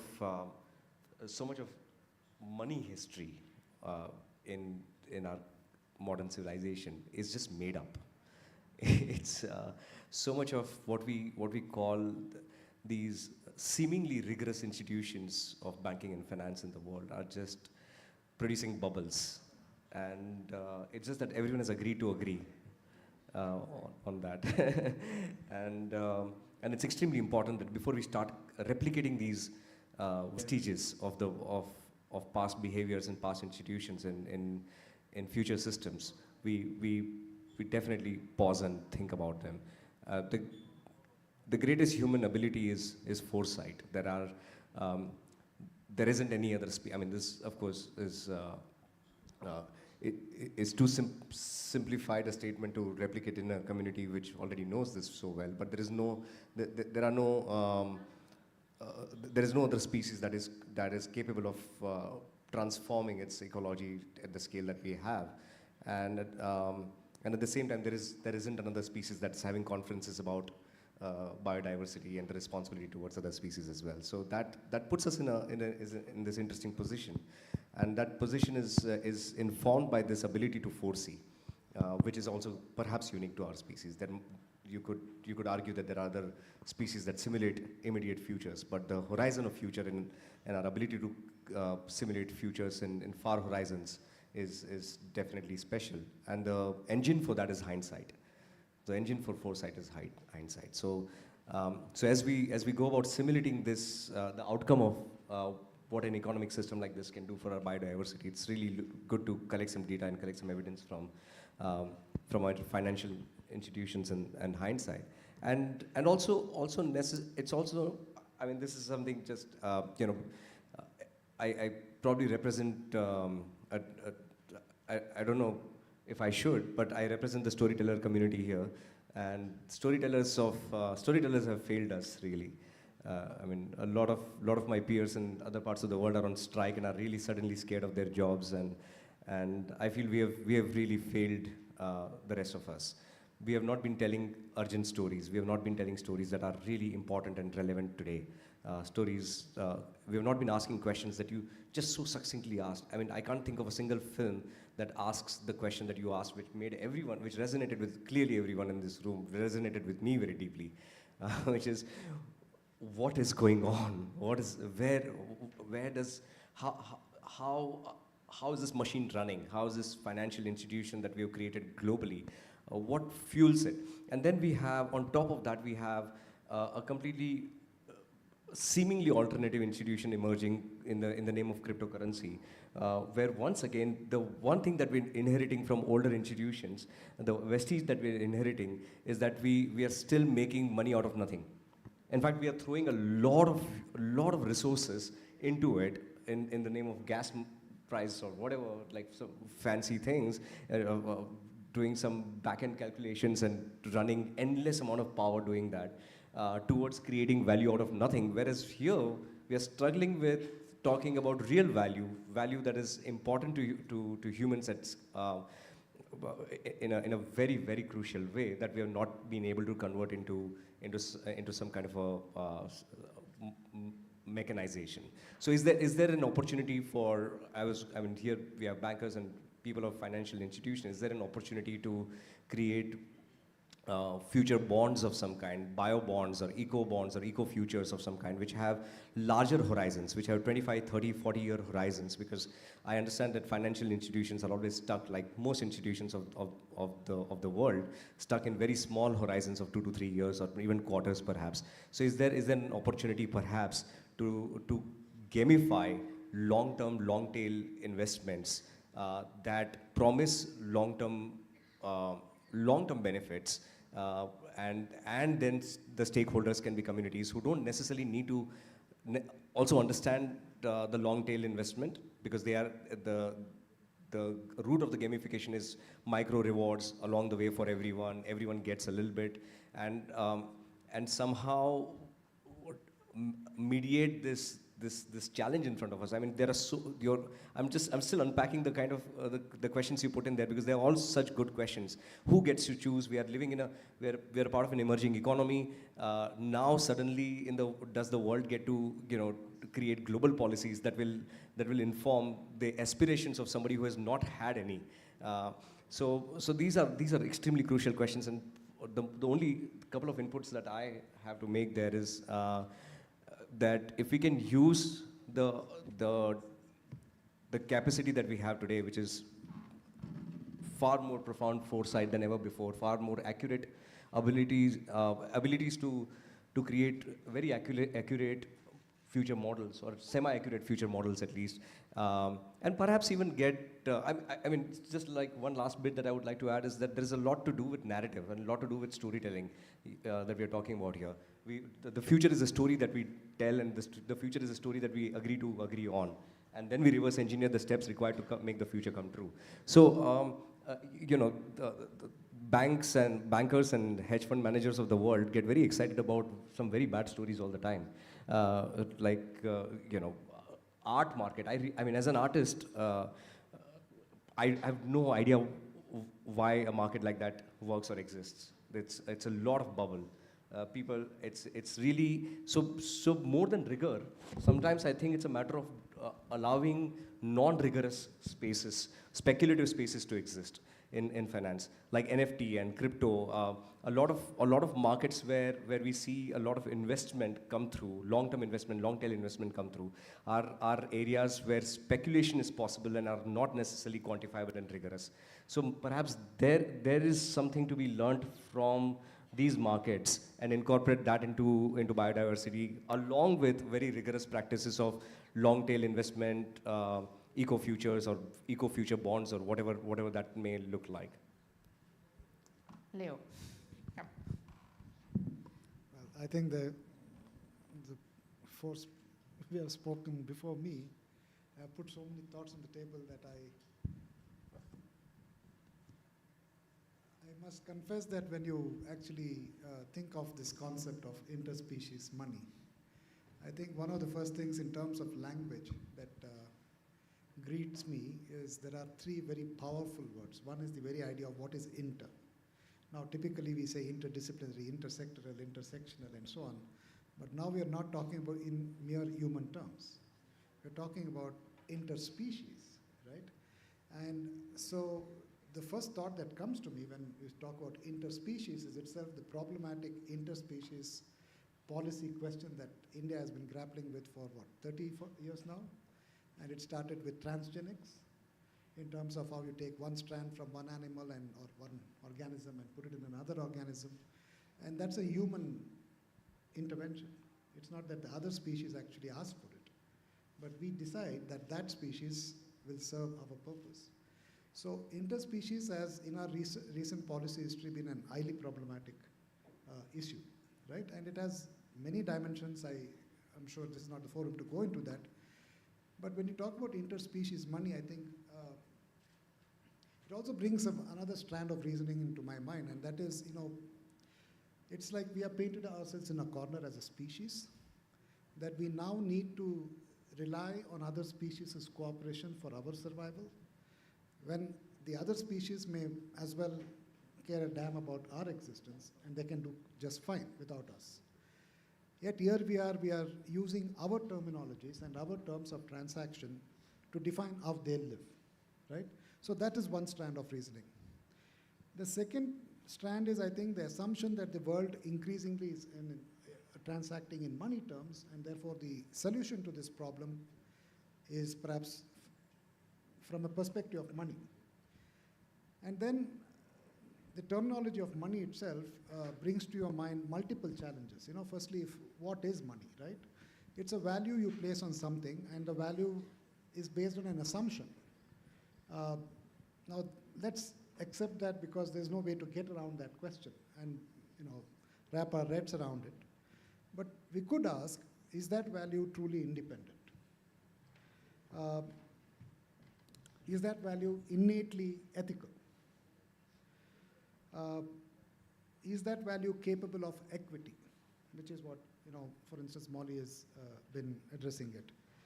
And if it is egalitarian, because if the purpose of being human is not to tear each other's eyes out, like what's happening across the world, but perhaps lean on each other and help each other and build a compassionate, confederate world, will this help us to build that? So in that sense, will it actually, I'm not trying to be utopian and say we are all altruists. I think by the very existence of being a person, we become independent. But can that independence exist without interdependence? So these are the types of you know, questions that I have, right? Then I think there's a third order of question that comes up to my mind, and I think I tried to read through your paper. I didn't read the last 2 pages yet, but I'm almost there. I'll get to it. I got a feeling that the interspecies money as a construct basically assumes the world is running on capitalist economics. Okay? What if it is not? There are multiple economies, just that the most dominant form of economy, because of the IMF and World Bank, for instance, and the European banks and Japanese bank and so on and so forth, and the international corporate sector, is determined that this is the major form of trade. Other forms of trade are also happening, and they're not necessarily documented. That doesn't mean they don't exist. So I think that it's a presumption that it is based on capitalist economics, and the other assumption of that is, to me, that the neoliberal economic policies that hold up the capitalist economics will survive. What if they don't? What if they collapse? What if capitalist economy collapse? Then what happens to the values that we ascribe through interspecies money? So I think these are some of the problems I come up with. And then I also wrote down a bunch of questions to myself. Yeah, I know. It's just that when I tend to use my hand when I speak, so yeah. The old Indian habit, which Italians share, but not Germans, I think. I think it's based on an idea that we can document, and document accurately. And that it is, the idea of documenting accurately is bereft of any inaccuracies. Now, this brings me to and I acknowledge the minister has just come, Mr. Karge. I'm sorry I didn't acknowledge earlier, but he probably knows better. The political engagement as a system of reasoning is not necessarily a perfect system. So, if we were to document species from this perception that we already have an imperfect system of reasoning, and we have been struggling to find a more perfect way to live with each other, and we can't. And yet it is not necessarily an utopian idea, but an essential idea. It's almost deterministic of our very survival, that if we didn't reason out with each other, none of us would live. And I say that in the context of reports that have just come out in the past week, that the Gulf Stream is about to collapse in the next 10 years. Now, that's the most alarming development that anyone can, but it's not hitting the front page of the newspapers. It is not a matter of discussion and debate, he will tell you, in the Karnataka legislature. In the last 1 week, the most disastrous laws ever imaginable in post-independent India have been transacted, and the Lok Sabha has passed it. And Prime Minister Modi thinks that's good for India, which is the destruction of the Forest Conservation Act. I don't call it an amendment. I call it the destruction of forest conservation in India. And worse, it's a destruction of biodiversity conservation in India. If you really engage, and we have litigated on these issues for 20 years, and we know what we are saying when we say that it is not for the union government or even the state governments to decide on what is the value of nature. And to ascribe a value to nature has to be a deeply democratic ground-up process. And we are in a country, and as the biggest country in the world in terms of population, if we are going in this direction, and we just know that Brazil barely managed to survive rushing down that direction, and we know North America has not yet come out of Trump era, and we know Europe is rushing into the far right, and look at what's happening in China and Russia. Where is the hope in terms of the normative politics that we can actually construct a stable system in which we can ascribe value to life? So I have really a lot of questions. I'll leave it there. I'm not one way or the other persuaded to say that it's a good idea or a bad idea, but it's a great thing to debate and discuss, because I think you put 2 words together or 3 words together in a way that really brings us to think sharply about multiple dimensions. Thank you.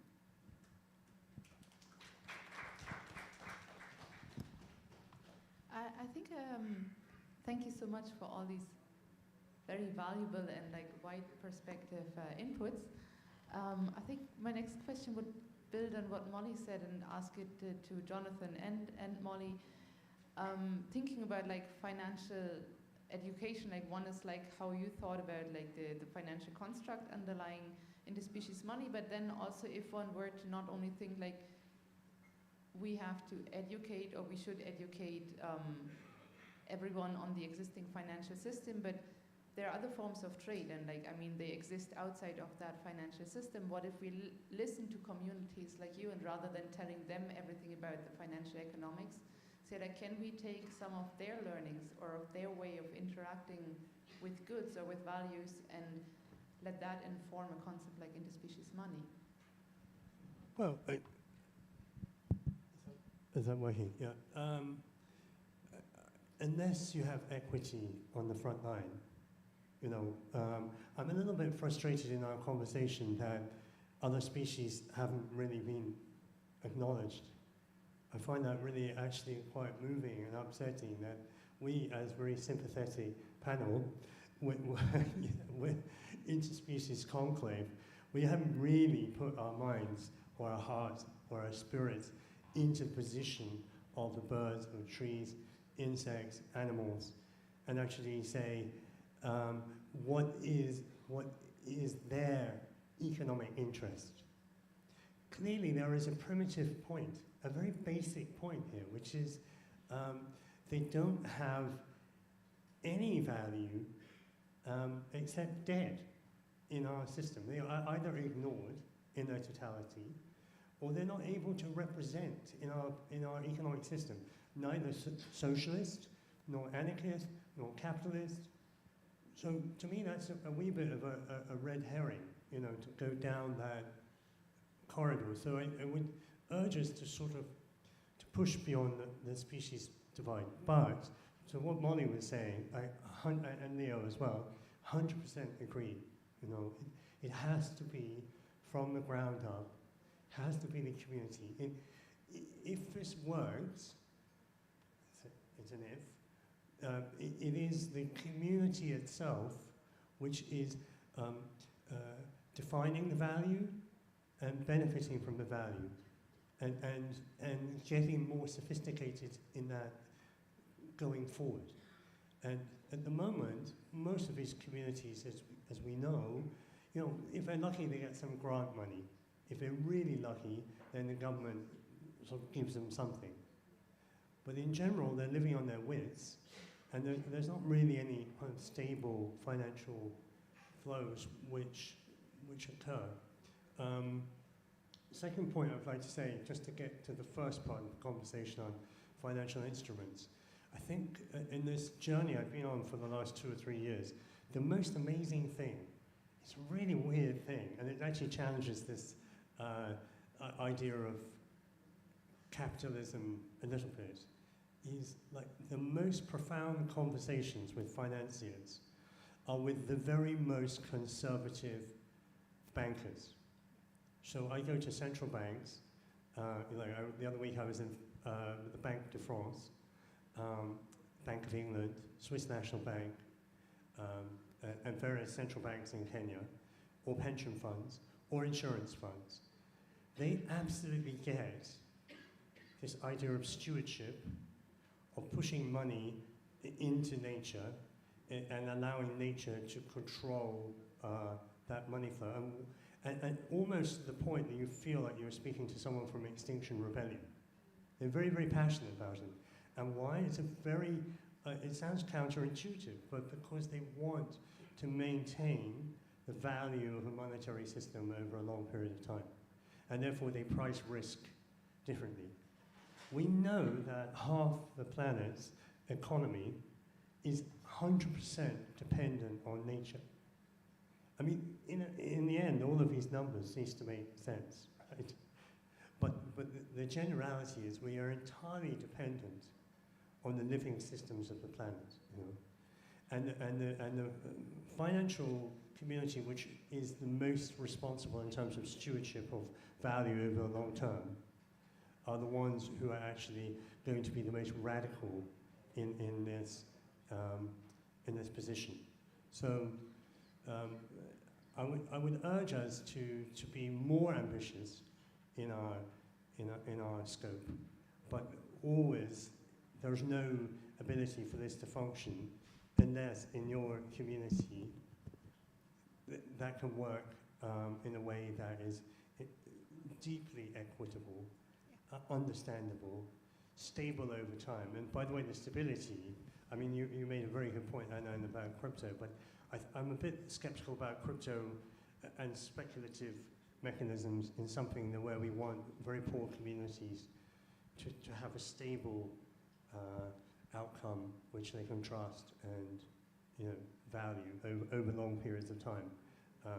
Though it is worth pointing out, we have, last year there was $2 trillion of value in the crypto, like $2 trillion. Or, we can talk about Nintendo that has one game, Animal Crossing, which has 10 times the value of the global conservation spend.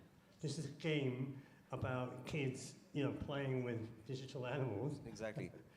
And that's exactly what I meant, Jonathan, by the way. That reverse there is something punitive about thinking that community participation has to be.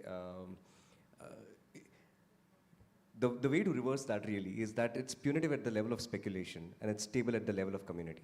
So the community gets steady interests and steady rewards from the speculative games played at the level of banks or hedge funds, etc.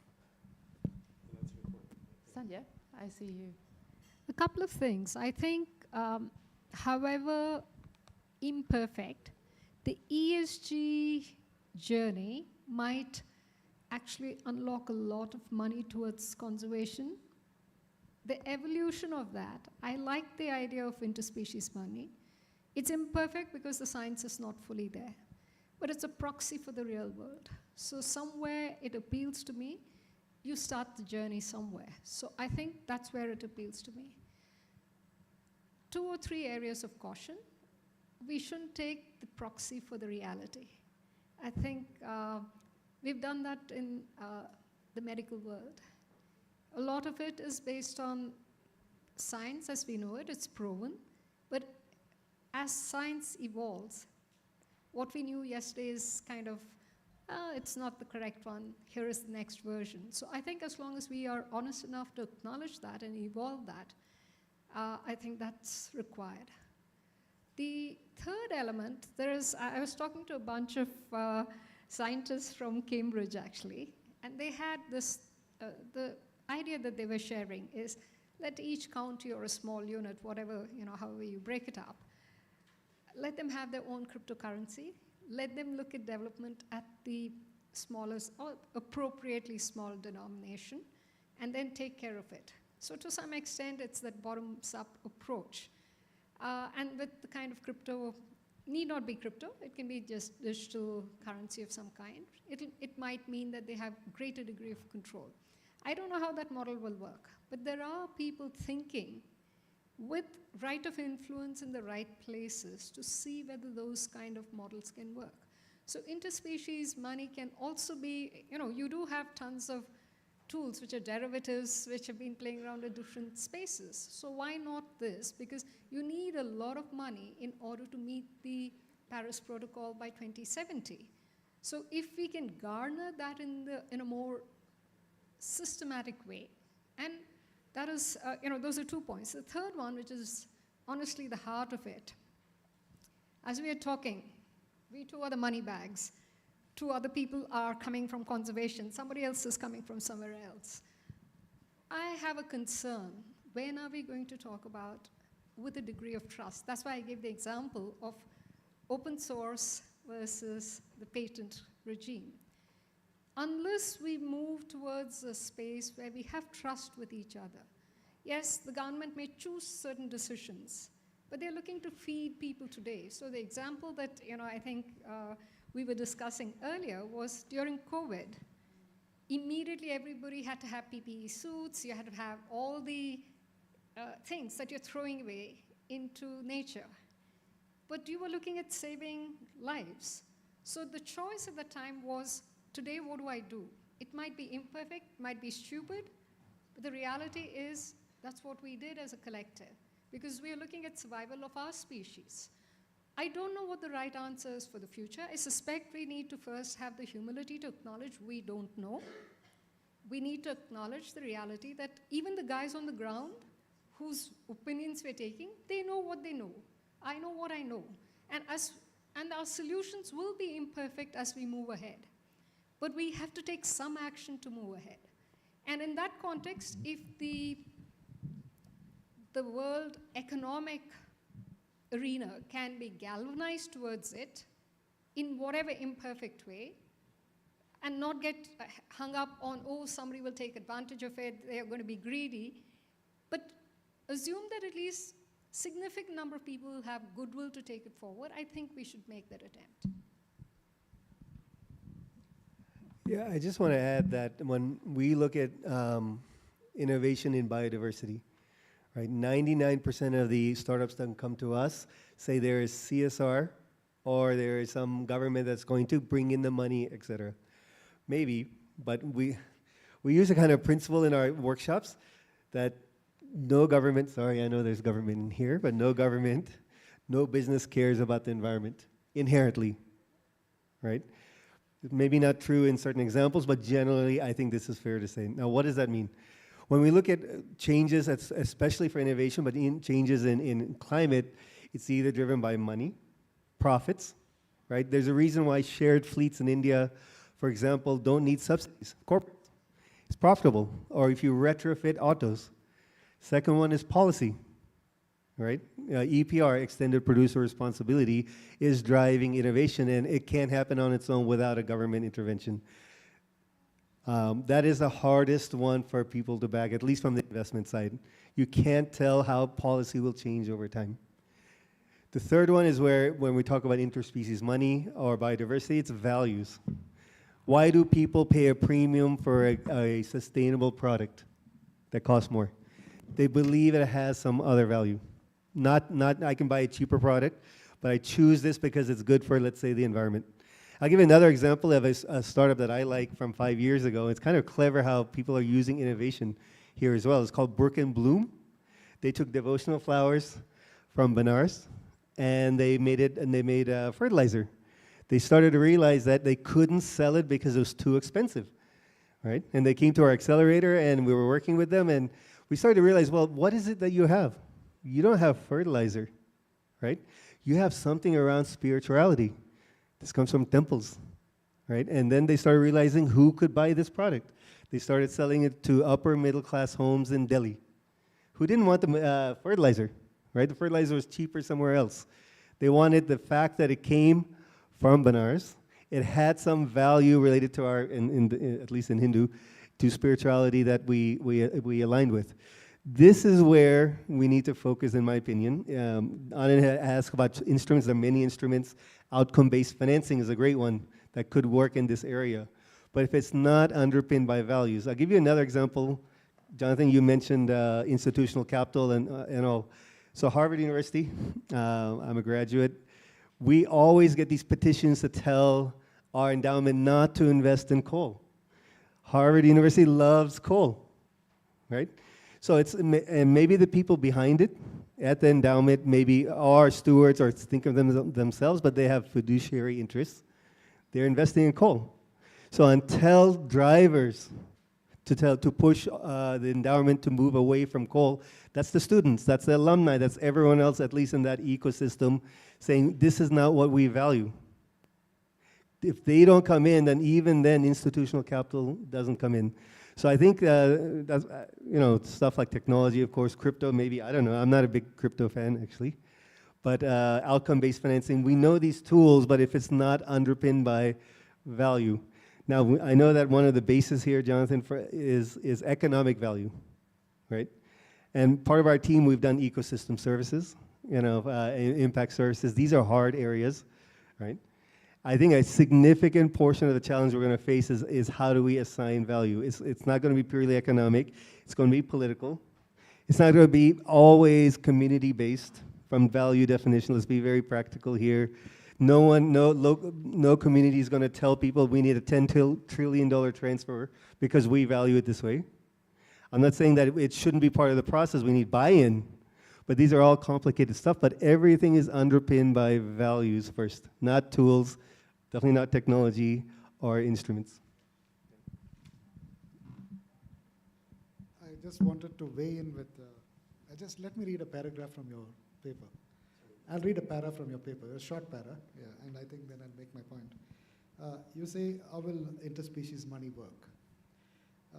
And you go on to say that the requirements for interspecies money include the ability to give non-humans a digital identity, the ability to accurately address financial value, the availability of distributed computing, the ability to gather sufficient data to build a verification system trusted by markets and governments, the ability to model the gathered data with AI and other systems, and above all, the support and trust of local communities.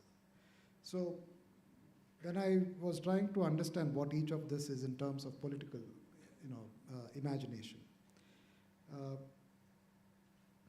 to give a digital identity, for instance, we have been trying to give a digital identity to every human being in this country through what we call Aadhaar. It's probably one of the most controversial technologies that we have evolved. Controversial because it was not developed democratically. Though it went through the rituals of democracy, many of the questions which were asked early on were dismissed. Then subsequently it was taken over, and then it got weaponized to such an extent that that is the instrument through which 18% of Indians will be made non-Indians or second-class Indians through what we call the Citizenship Amendment Act. That read along with the National Register of Citizenship. So when you talk about digital identity, it's not a neutral term. It's a politically heavy term. And it's a very disturbing connotation in which it has been used in India, for instance. So my point here is that when you look at each of the other systems, for instance, what is the impact of creating distributed computing? Now, the word may seem like the terminology may seem very simple. I was trying to imagine it from a recent book which has just come out, which is called Cobalt Red, which talks about how, for instance, the transition, so-called transition to renewables and just transition as it is claimed to be.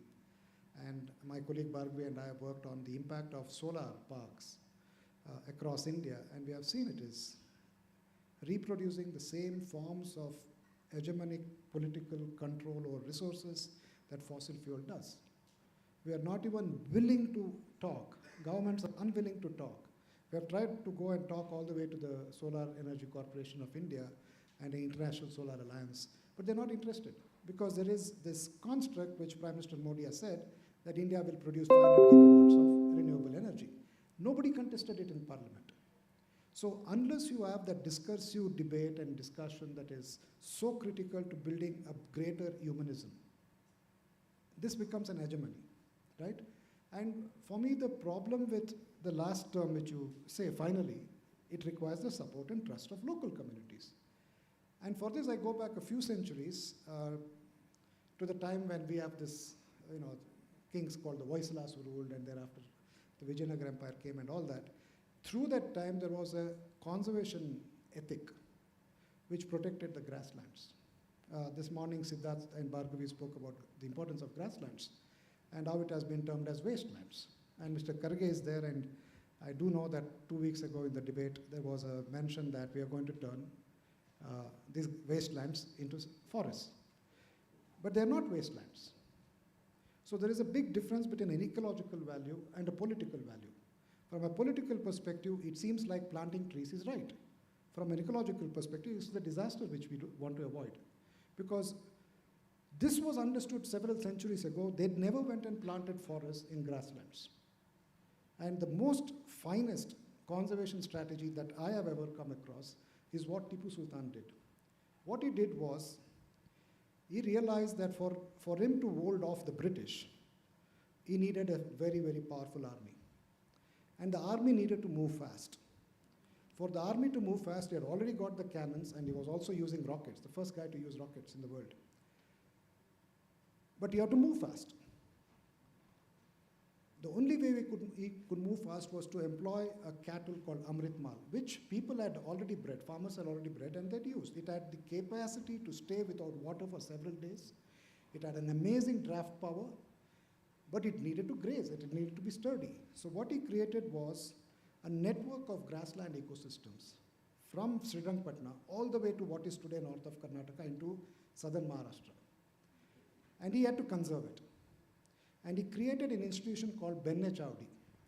Benne Chowdi was nothing but a department in his kingdom which would allocate every kilometer or so 500-600 acres to a family, and their job was to conserve the grasslands so that when the herds of these Amritmal cattle, which he reared in Srirangpatna, moved north to graze, they would get the first right of grazing in the post-monsoon period. And once they have grazed, then they move to the next one and so on. And then the local varieties of cattle could graze. So what he really did was he protected the farmers, but one of the farming families became the conservationist. He understood the value of nature in terms of empire building. And he created such large herds of cattle that he defeated the British 3 times. He was killed in the 4th battle. Now, what I wonder is, in the post-Tipu period, the colonial period has been where the state became territorial over nature. Whereas when Tipu ruled, he was not territorial in terms of controlling nature. He gave it back to the people. And he said, if you don't protect nature, this empire won't survive. The British will run over us. And they cooperated. Today we have a state which says, I know what is better, I will determine this is how you do it, and we are not trusting the communities at all. And as I said last week, the Biodiversity Act's destruction is basically taking away the power of communities to protect what is of value to them. So I think these are some of the major complications I think we have to contend with. So really, if we don't really contend with all this, I think the movement forward with all our ideas is going to be not just complicated, it's going to be, I would say, extremely contentious. Thank you so much. I'm just getting the notice that we need to wrap up soon. I think one thing we certainly achieved with this panel is to open more questions than answers, which is absolutely fine by me. I think we even took the question of how to assign value to a species to the next level by not only thinking about like what the value provides to humans in terms of services or carbon, but also like look at it in the different existing systems that kind of govern our society. I wanted to discuss, but I believe we only have 5 minutes, 2 questions. One is in terms of governance, like how would interspecies money be governed in the sense like, is it a global system or will it be like locally governed? And similar for finance, like are we looking at a hyper-localized, a decentralized system, or would we need to look at like a larger than that system, an international system which is globally accepted and can trade globally? And lastly, who should be financing, at least in the beginning? Like, who should put in this money? Is it government? Is it a biodiversity cess? Should it be crowdfunded to sort of get the buy-in of the community? Should private sector companies be mandated to put a certain amount of their revenue into it? So those were floating questions still in the ethics and finance section.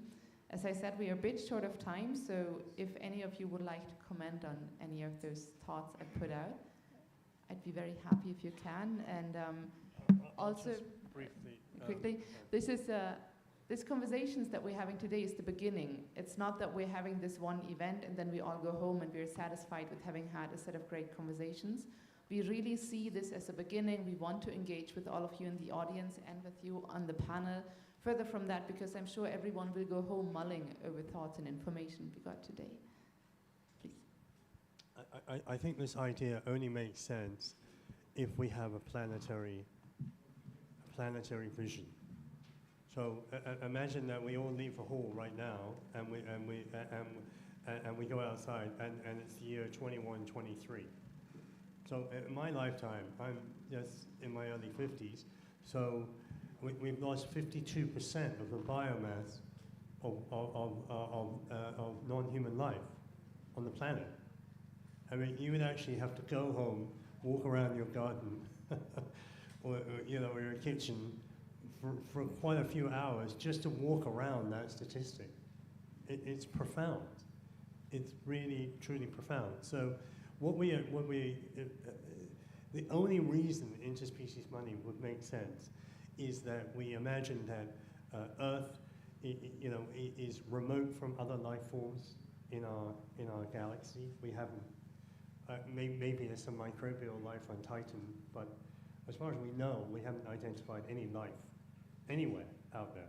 It might just be us, And we have a moral, ethical responsibility beyond any of the ethics that we've talked about today to the future generations to say, we bequeath you with a planet which has diverse Earth intelligences, diverse ways of being on the planet.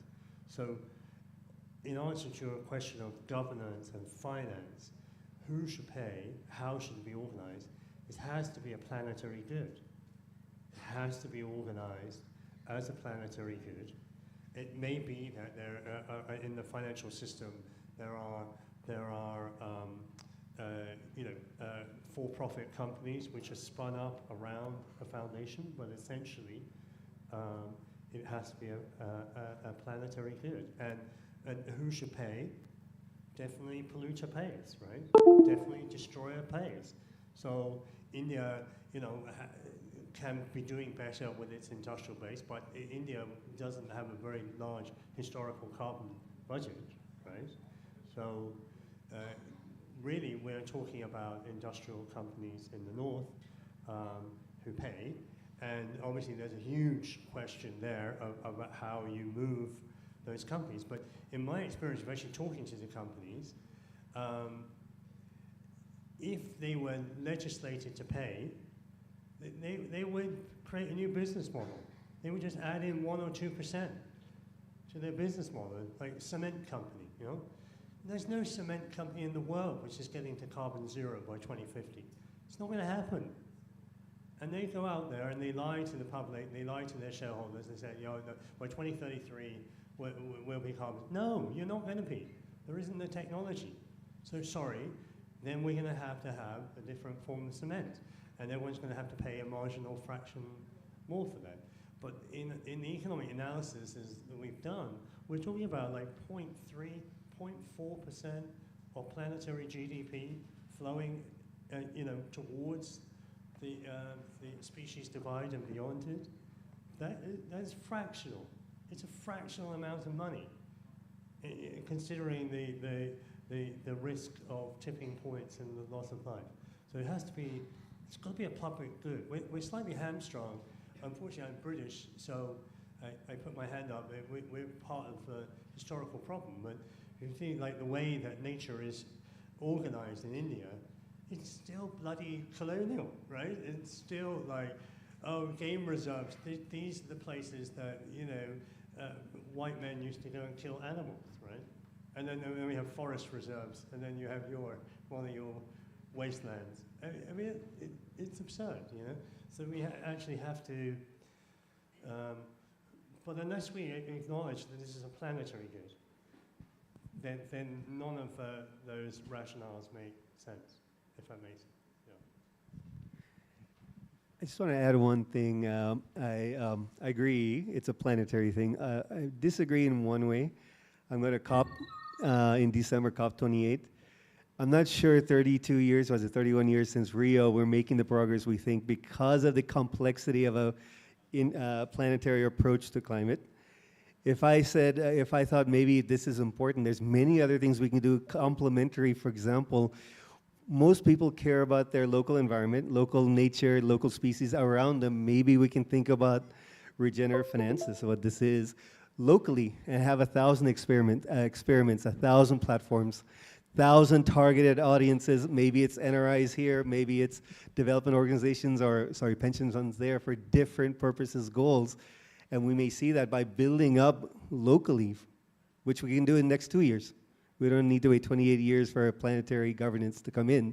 We may see other things come out, more and more acceptance that this is what we should value, do value, and seeing examples of successful interventions. I think that's absolutely amazing point, except the communities which are doing most of the stewardship are the poorest communities, the most marginalized, often abused.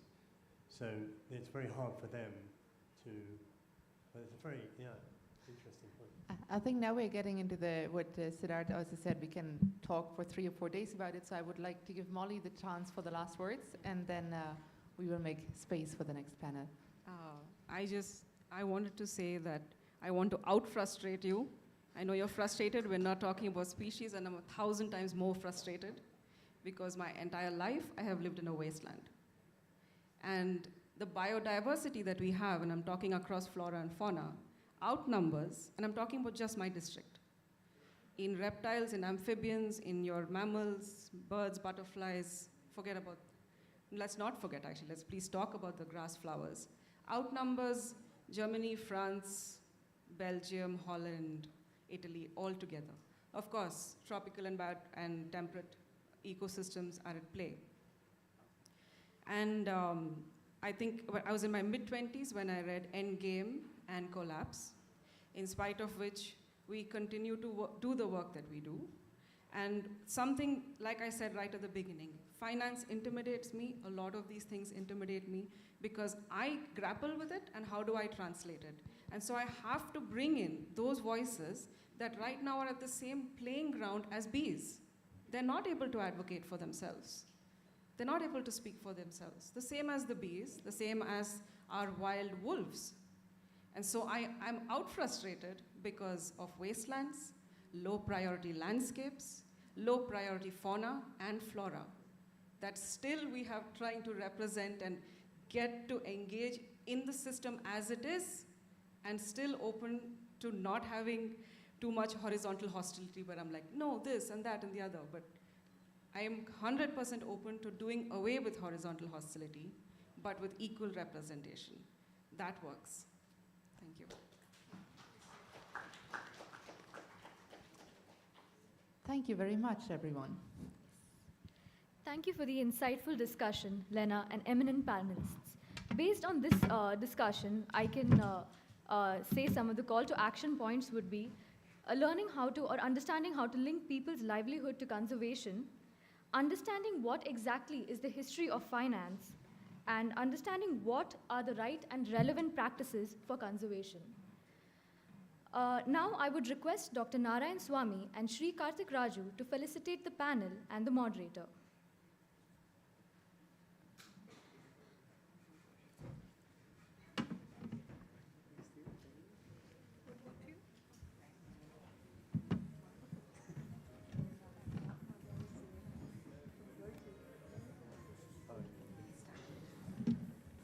Pratap Raju.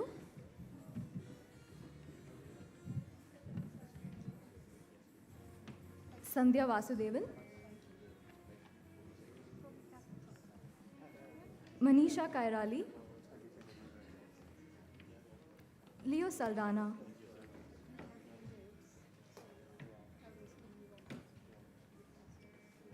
And Anand Gandhi.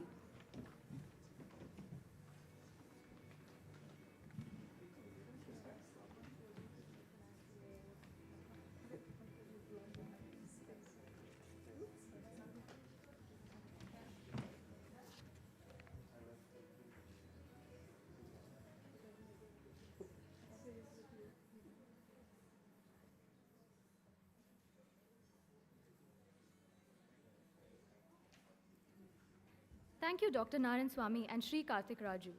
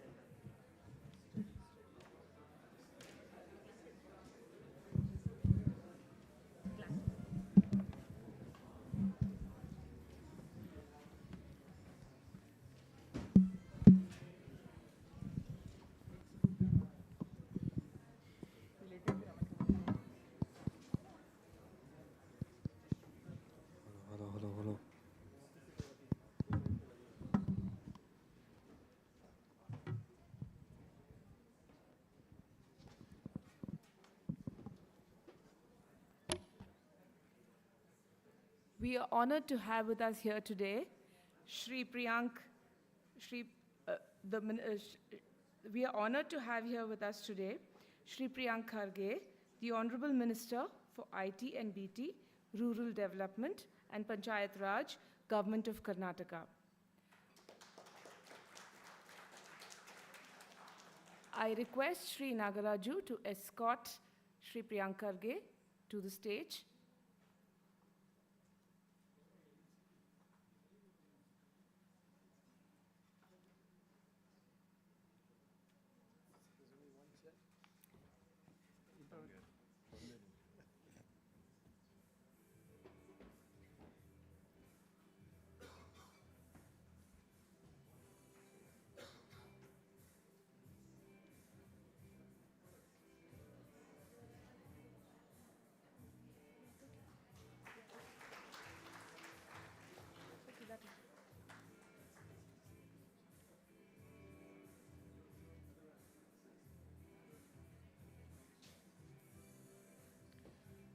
We extend our heartfelt gratitude to our esteemed dignitary for gracing this occasion with their presence.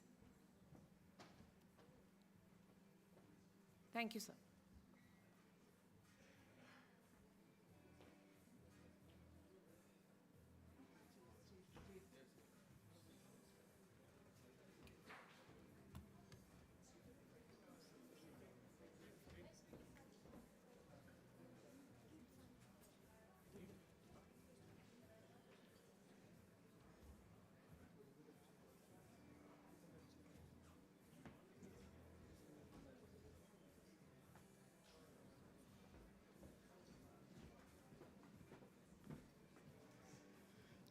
Hello everyone, I'm Nitya, and proceeding with the discussions, we will now have a presentation on pilot and technology stack. The Interspecies Money Movement is a global first initiative led by Atria University in collaboration with Swissnex. I would like to call Mr. Kaushik Raju, the member, Board of Trustees at Atria University, to say a few words about this. Kaushik Raju is a member of the Board of Trustees at Atria University and serves as the Chief Operations Officer of the Atria Group. His leadership extends beyond the Atria Group as the founder of FarmLore, an organization at the forefront of the locavore movement.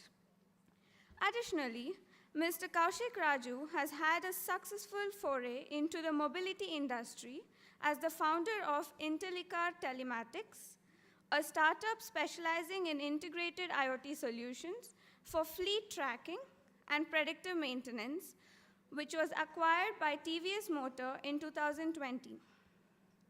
With a focus on improving and elevating the paradigm of higher education in India, he aims to make the formal process of learning more novel, relevant, and interactive. I present Mr. Kaushik Raju.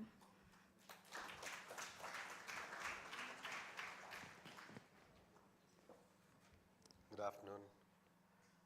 I'd like to first thank everyone for making it here for today and Trustee Jonathan for writing this wonderful paper. It opens up our imagination of how we can solve problems, and looking at how the zipline drones came to reality kind of gave me the inspiration to say, why don't we jump off the cliff and figure out how to make this a reality?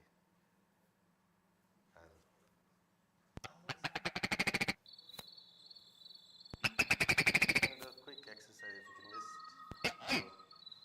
close your eyes, just pay attention to the sounds.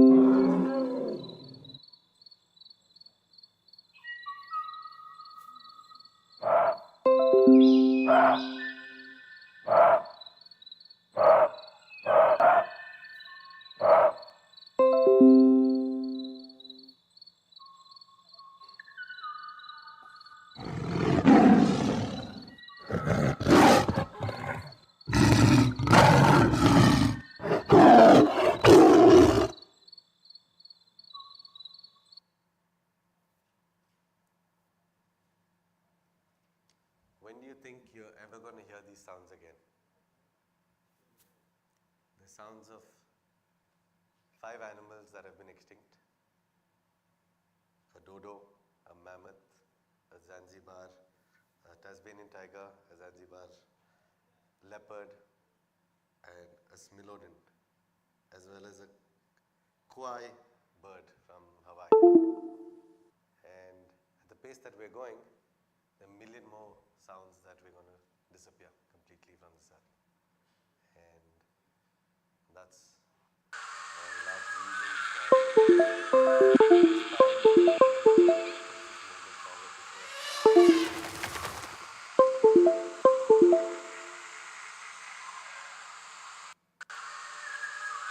But while thinking about this project, the question came up of why is this happening? We've got a few instances of what's happening in the world today. We're in the verge of the 6th great extinction. The last 5 have happened over millions of years, but this one is accelerated at a pace that we believe the Earth may not recover from if we don't take action soon. So why? Why is this happening? There's industrialization, there is human development, there are various things that come up. But one of the things that kind of hit me close was empathy. One of the reasons we don't realize about 150, 200 species are going extinct every single day. And the reason we don't realize is it's not affecting our lives on a day-to-day basis. Yes, we're seeing some climate change. We see some fires. We get affected for a few days. We recover, and then we're back at this aggressive pace of industrialization, development, and moving forward. And our attention to nature is limited because our interaction with nature is limited. And if you look at our ability, we do have empathy. And how do we empathize with someone? It's through interaction. Babies or kids ask about 73 to 100 questions a single day. And that allows us to understand and respond to what they need. But animals that are not in our house, dogs, we've understood. We're able to empathize today with pet animals in our house. But wild animals, we're not able to interact with. And they are communicating. And there are ways today, through technology, through IoT, to understand what they're saying. But not just them, but there's also local communities that we spoke about that understand how to live with them, understand what the nature is asking of them. And why don't we use technology to digitize that into a virtual world and allow humans to interact and engage with that. And I believe if we do that, we will be able to empathize, we will be able to model and create solutions that's required across the globe. This is again, species are talking. Are we listening? Can we find ways to listen to them and understand them? Engage, how do we engage? So this is where the idea came about, to say we need a technology platform that can possibly allow us to create a virtual world that engages, understands through local communities, directly from animal species, creating sensors, through visual cues, and then can we model all of this on a virtual world and take decisions based on what happens there. So we've created a simple framework that we're looking at Atria University. The first step is to identify the different species, give them an identity. So you can create a simple Aadhaar card kind of thing. Will it be an individual ID for every species? May not be. There could be a single ID for a particular community. It could be a single ID if it's a larger species. It's something that we can debate. But we're saying we'll start with a pilot where we take a larger species, maybe like an elephant, and where we can give an individual identity, understand them, create a virtual world around them, look at their facial cues, understand how they're reacting and what their needs are, and then see if we can take decisions around them. This I would call the heart of the tech stack that we're trying to build, the visualization. We first give an identity, and then we replicate the digital twin in a virtual world. So imagine you take a forest, you replicate every species within that, and then if you're looking at any progress, any action that you need to take, can we simulate it on this virtual world and understand what happens before we take those actions? I believe that will allow us to take better decisions. We can replicate emotions, we can replicate every action, how each of the species respond, and that's the power of the tools that exist today. And the reason I'm saying that we can do this today is all of these technologies already exist and are being done, whether it's in the industry. The Aadhaar is a good example of scale that most Indians have access to UID, UPI in terms of payments that can be done. So that's something that I believe the tools exist. Can we now use it for nature and conservation rather than just from a human point of view? Just running you through how social projects or implementation of conservation can be done through a platform as well. We've taken a stab at this. This is not the final framework. The idea of this conversation today is also to bring industry, panelists, technologists, academicians to come here and tell us what would be the right stack to be built. And so if you're implementing a particular project, a project owner would enter the project details. This is just an example. This is not a real project. If you had to take a crossing of a railway track, you have things that can be done in the original project. Can we create fencing around the railway tracks? Can you add underpasses and overbridges? Because just fencing is what I heard is causing a lot more damage because animals are still trying to get across. They're hurting themselves trying to get across when the fences are too low. Then you add you take the baseline data, how many animals exist, what are the number of accidents that are happening. You take the cost breakdown, timelines, the participants that are required. Then you add the various actions. So this is again an example. You figure out the landowners in that area, if you need land for the fencing, railway area, the cost estimates, communities in that area that need to be worked with. So you kind of apply that data. The next is the actual fencing. What is the cost of the fences? What is the total area? Permissions that you require from the government and the local bodies around. Similarly, the next action could be creating underpasses, overbridges. Once you're done with the protection, can you reforest so that the animals don't have to move across to get food? So can you create that? Once you're done with that, can you create monitoring systems that let you know that the actions taken are actually working? Or do you need to reassess what's happening there? So it's just an example of a particular project that could have happened. But once those actions are defined, then the next layer is an audit layer. Are those actions the right actions? Who sits on this audit layer is again up for debate. Is it just the government? Is it a combination of government, local bodies, the general public, the NGOs that are working in that area? We can have all of them actually sitting in on these digitally, having debates virtually, so you don't have to call everyone on paper and take the decision through. Once the verifications happens, there is a regulatory engine. Again, you have the bodies that are sitting there. This is where you define a particular value. You assess the cost of doing a project. You're debating on how do you value an animal. We don't have these answers here. But the idea is, can you have everyone sitting on this engine? And the reason for a platform is, we were talking about should decisions be taken at the local community level, at the state government level, central government level, or internationally. And I think this is a global problem, biodiversity. I mean, animals are migrating across the world. So decision taking here will affect some other country as well.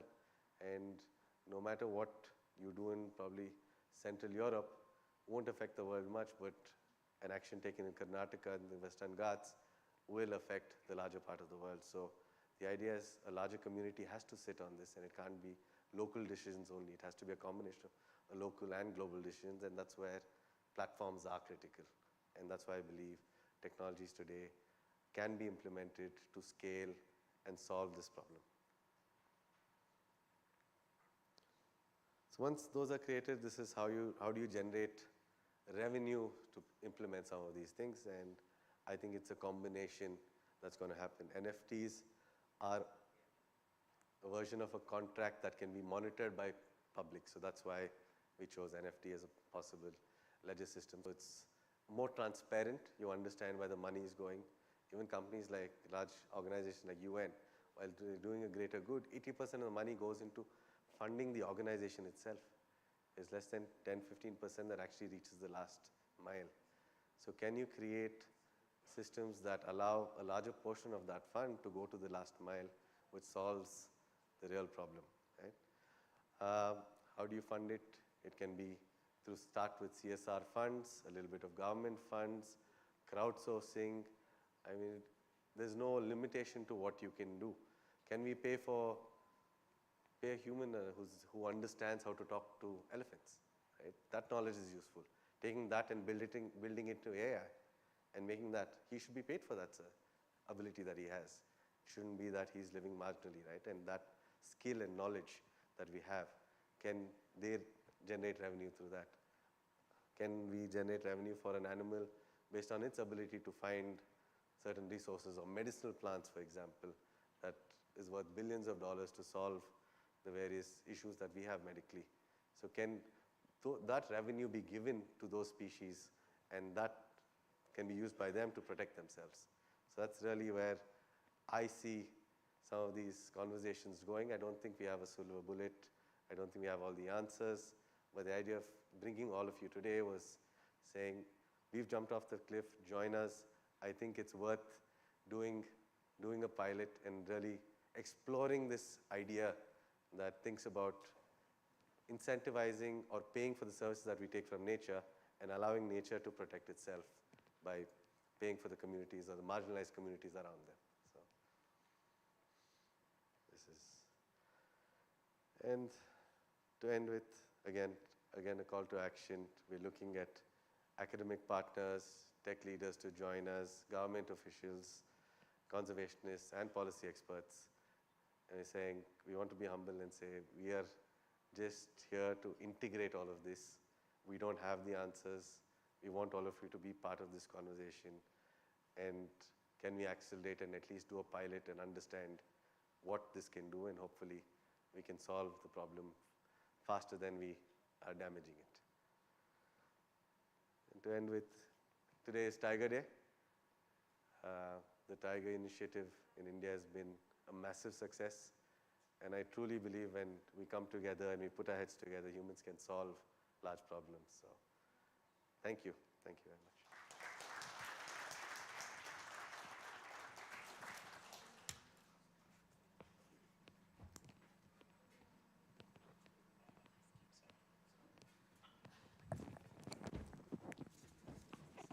Thank you, Kaushik, for that wonderful and thoughtful presentation.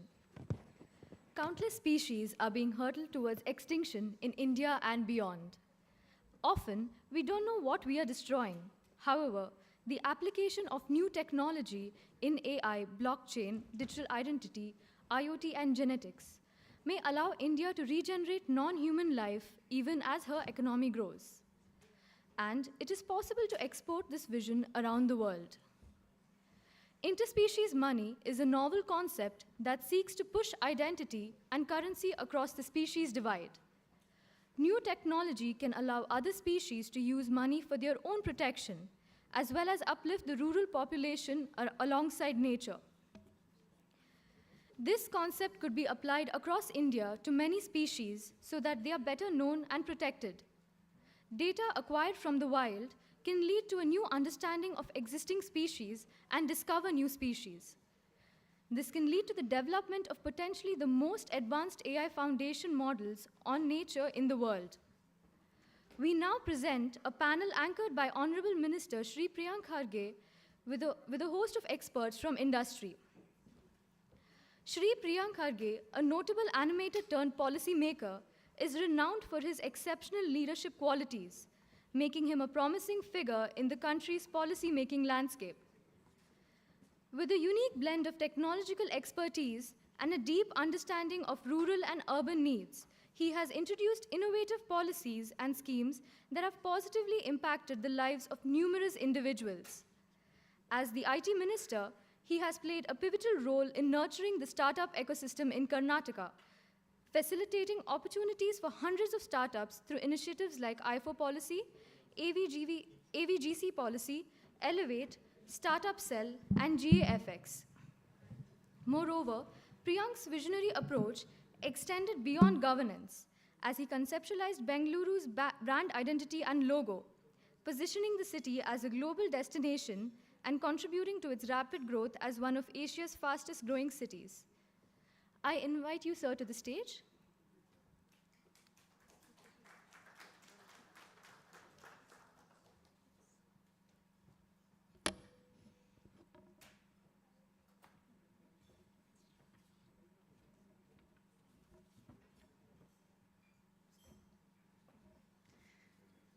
I now invite Mr. Vishal Dhupar to the stage. Vishal Dhupar has been NVIDIA's managing director in South Asia since 2010, overseeing the company's business operations in the region and spearheading strategic initiatives. With over 25 years of experience in the information technology industry, Vishal possesses strong leadership skills and has held key positions in renowned companies such as Symantec and Autodesk. He has also been recognized for his outstanding performance throughout his career in different organizations. Vishal's main focus at NVIDIA is on developing and executing strategic plans and building crucial partnerships to drive the growth and adoption of GPU technology in the subcontinent. Welcome, sir.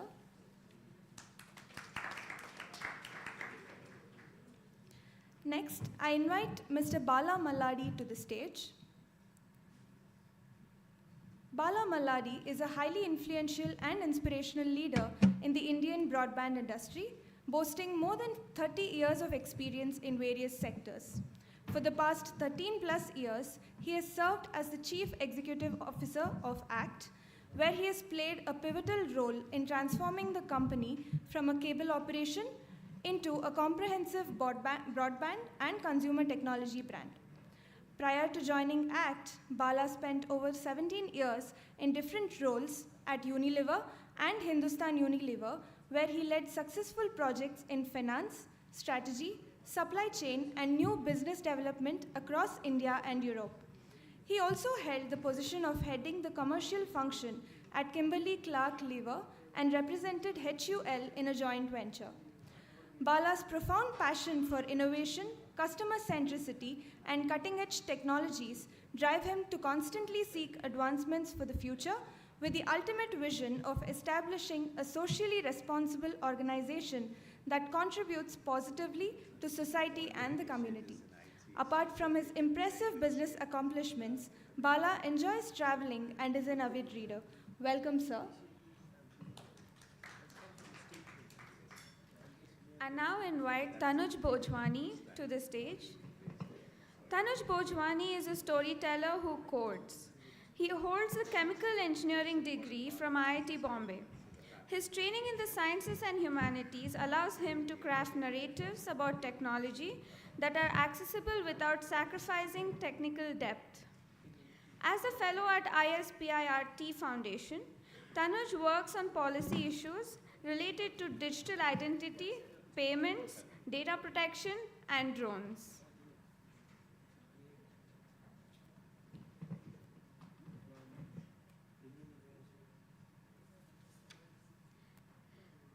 I invite Kingshuk Banerjee to the stage.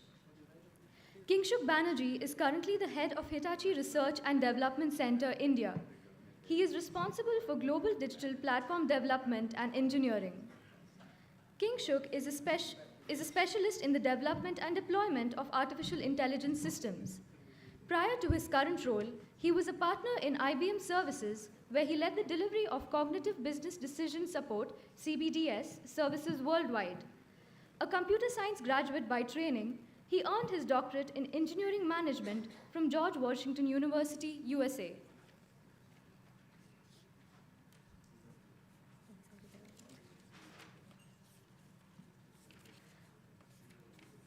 I would like to invite Sameer Sisodia to the stage. Sameer heads the Rainmatter Foundation, developing projects and building funding and investment programs, amongst many other things. He left his long career in the tech industry a decade ago and partly moved to Coorg to experiment with sustainable farming, farm collectives, and his personal passion, rejuvenating soil and forests. He runs Linger as a hobby and shares his thoughts regularly on his blog. He also co-founded the Farming Collective as well as Beforest. He is a strong believer in natural farming as a major way to fix our ecology and live sustainably.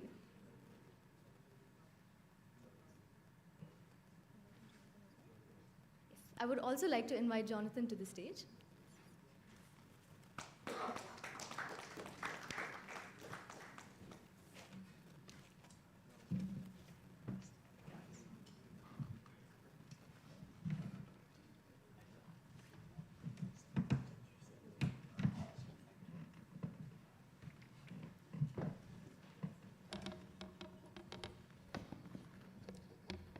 Priyankji, I'll request if you could kickstart the session by just giving us 2 bits of You're asking the wrong person to kickstart the session. I know, but we just thought we'll get... I was just telling Mr. Sundarraju that the computer there mentioned that I'm going to anchor this thing, session, and if you're going to allow a politician to anchor this session, it's not going to move forward. So, and I was here for the previous session as well, where I got a lot of flack for being a part of the government. But it's great to be here, and I would love to hear from the experts and everybody. And from the government side, I'll definitely chip in a little later. But I would like to congratulate all of you, especially the Atria University, Swissnex, and Mr. Jonathan for putting together this excellent interspecies conclave. And your presentation just opened up probably a lot of avenues for the government that they're not thinking about. In fact, we just finished a budget session, so not even a week back. And one of the budget paras was reading that we have to be prepared for pandemic. So we wanted to set up a center of excellence for pandemic preparedness. But after seeing your slide, Kaushik, I think we should also prepare ourselves for an extension center of excellence. So I'm from our end, I would request that the experts do the talking, and whatever that requires my interventions, I'll definitely, I'm here to learn, I'm here to understand, and perhaps also see if we can come up with a policy framework for this, because I was reading that and heard a lot of people saying that we should start this from the Western Ghats, which is a very, very important biodiversity spot for not only the country but for the world as well. So I would like to learn, and I'm here. I'd like to assure all of you here on stage and off stage that from the government we are here to support this initiative. We will do what it takes, and probably by the end of this session, when I understand a little more from each one of you of how we will be contributing to this, then I think I'll be in a better position to commit from my end. Thank you. I'll help anchor it with you. Vishal, we'll start with you more because we've been having a few conversations, and Jensen's vision of the Earth simulation. I'd love to hear your thoughts on that and why something like that would be critical in today's world. So, Minister, I think you're truly humble. You spoke in few words, but you said that let everybody talk. I'm the enabler. We'll facilitate it. Thank you so much for that. And the second thing that really happened is that I was looking at my photograph that was displayed on the screen prior to that, and I'm looking at myself here, and I can figure out how much I'm missing in life. And that missing is the component. Kaushik very nicely articulated right at the beginning of his presentation how multiple species are missing, and they do make an impact. And that's where humanity is. We have many attributes, amongst which empathy is an extremely important element on it. And today, with this entire initiative being spoken in our country, in our city, is a tremendous, tremendous opportunity for us to really understand that together is what we succeed, individually is not the way we succeed. Because I'm asked to speak about technology, and he used our founder's name, Jensen. So Jensen has just come up with an initiative called Earth 2. And the genesis of that initiative was climate change. And his belief has been that it is very good to come and talk about climate changes at different summits, but when it goes to putting any initiative in play, it changes its paradigm. And the reason it changes its paradigm because there is a gap between what you feel as an individual, what you feel in a particular society where you live, and in which country you live. There have been many discussions, and most of us are feeling it, and it's so evident in this July month how much difference the climate change is making. But believe me, as we go and walk the different corridors, not many people are able to comprehend and, more importantly, come together to solve a problem. So his belief was that if you have to gravitate people closer to each other, why don't we take advantage of the technology and create the digital twin of the Earth? And once you create the digital twin of the Earth,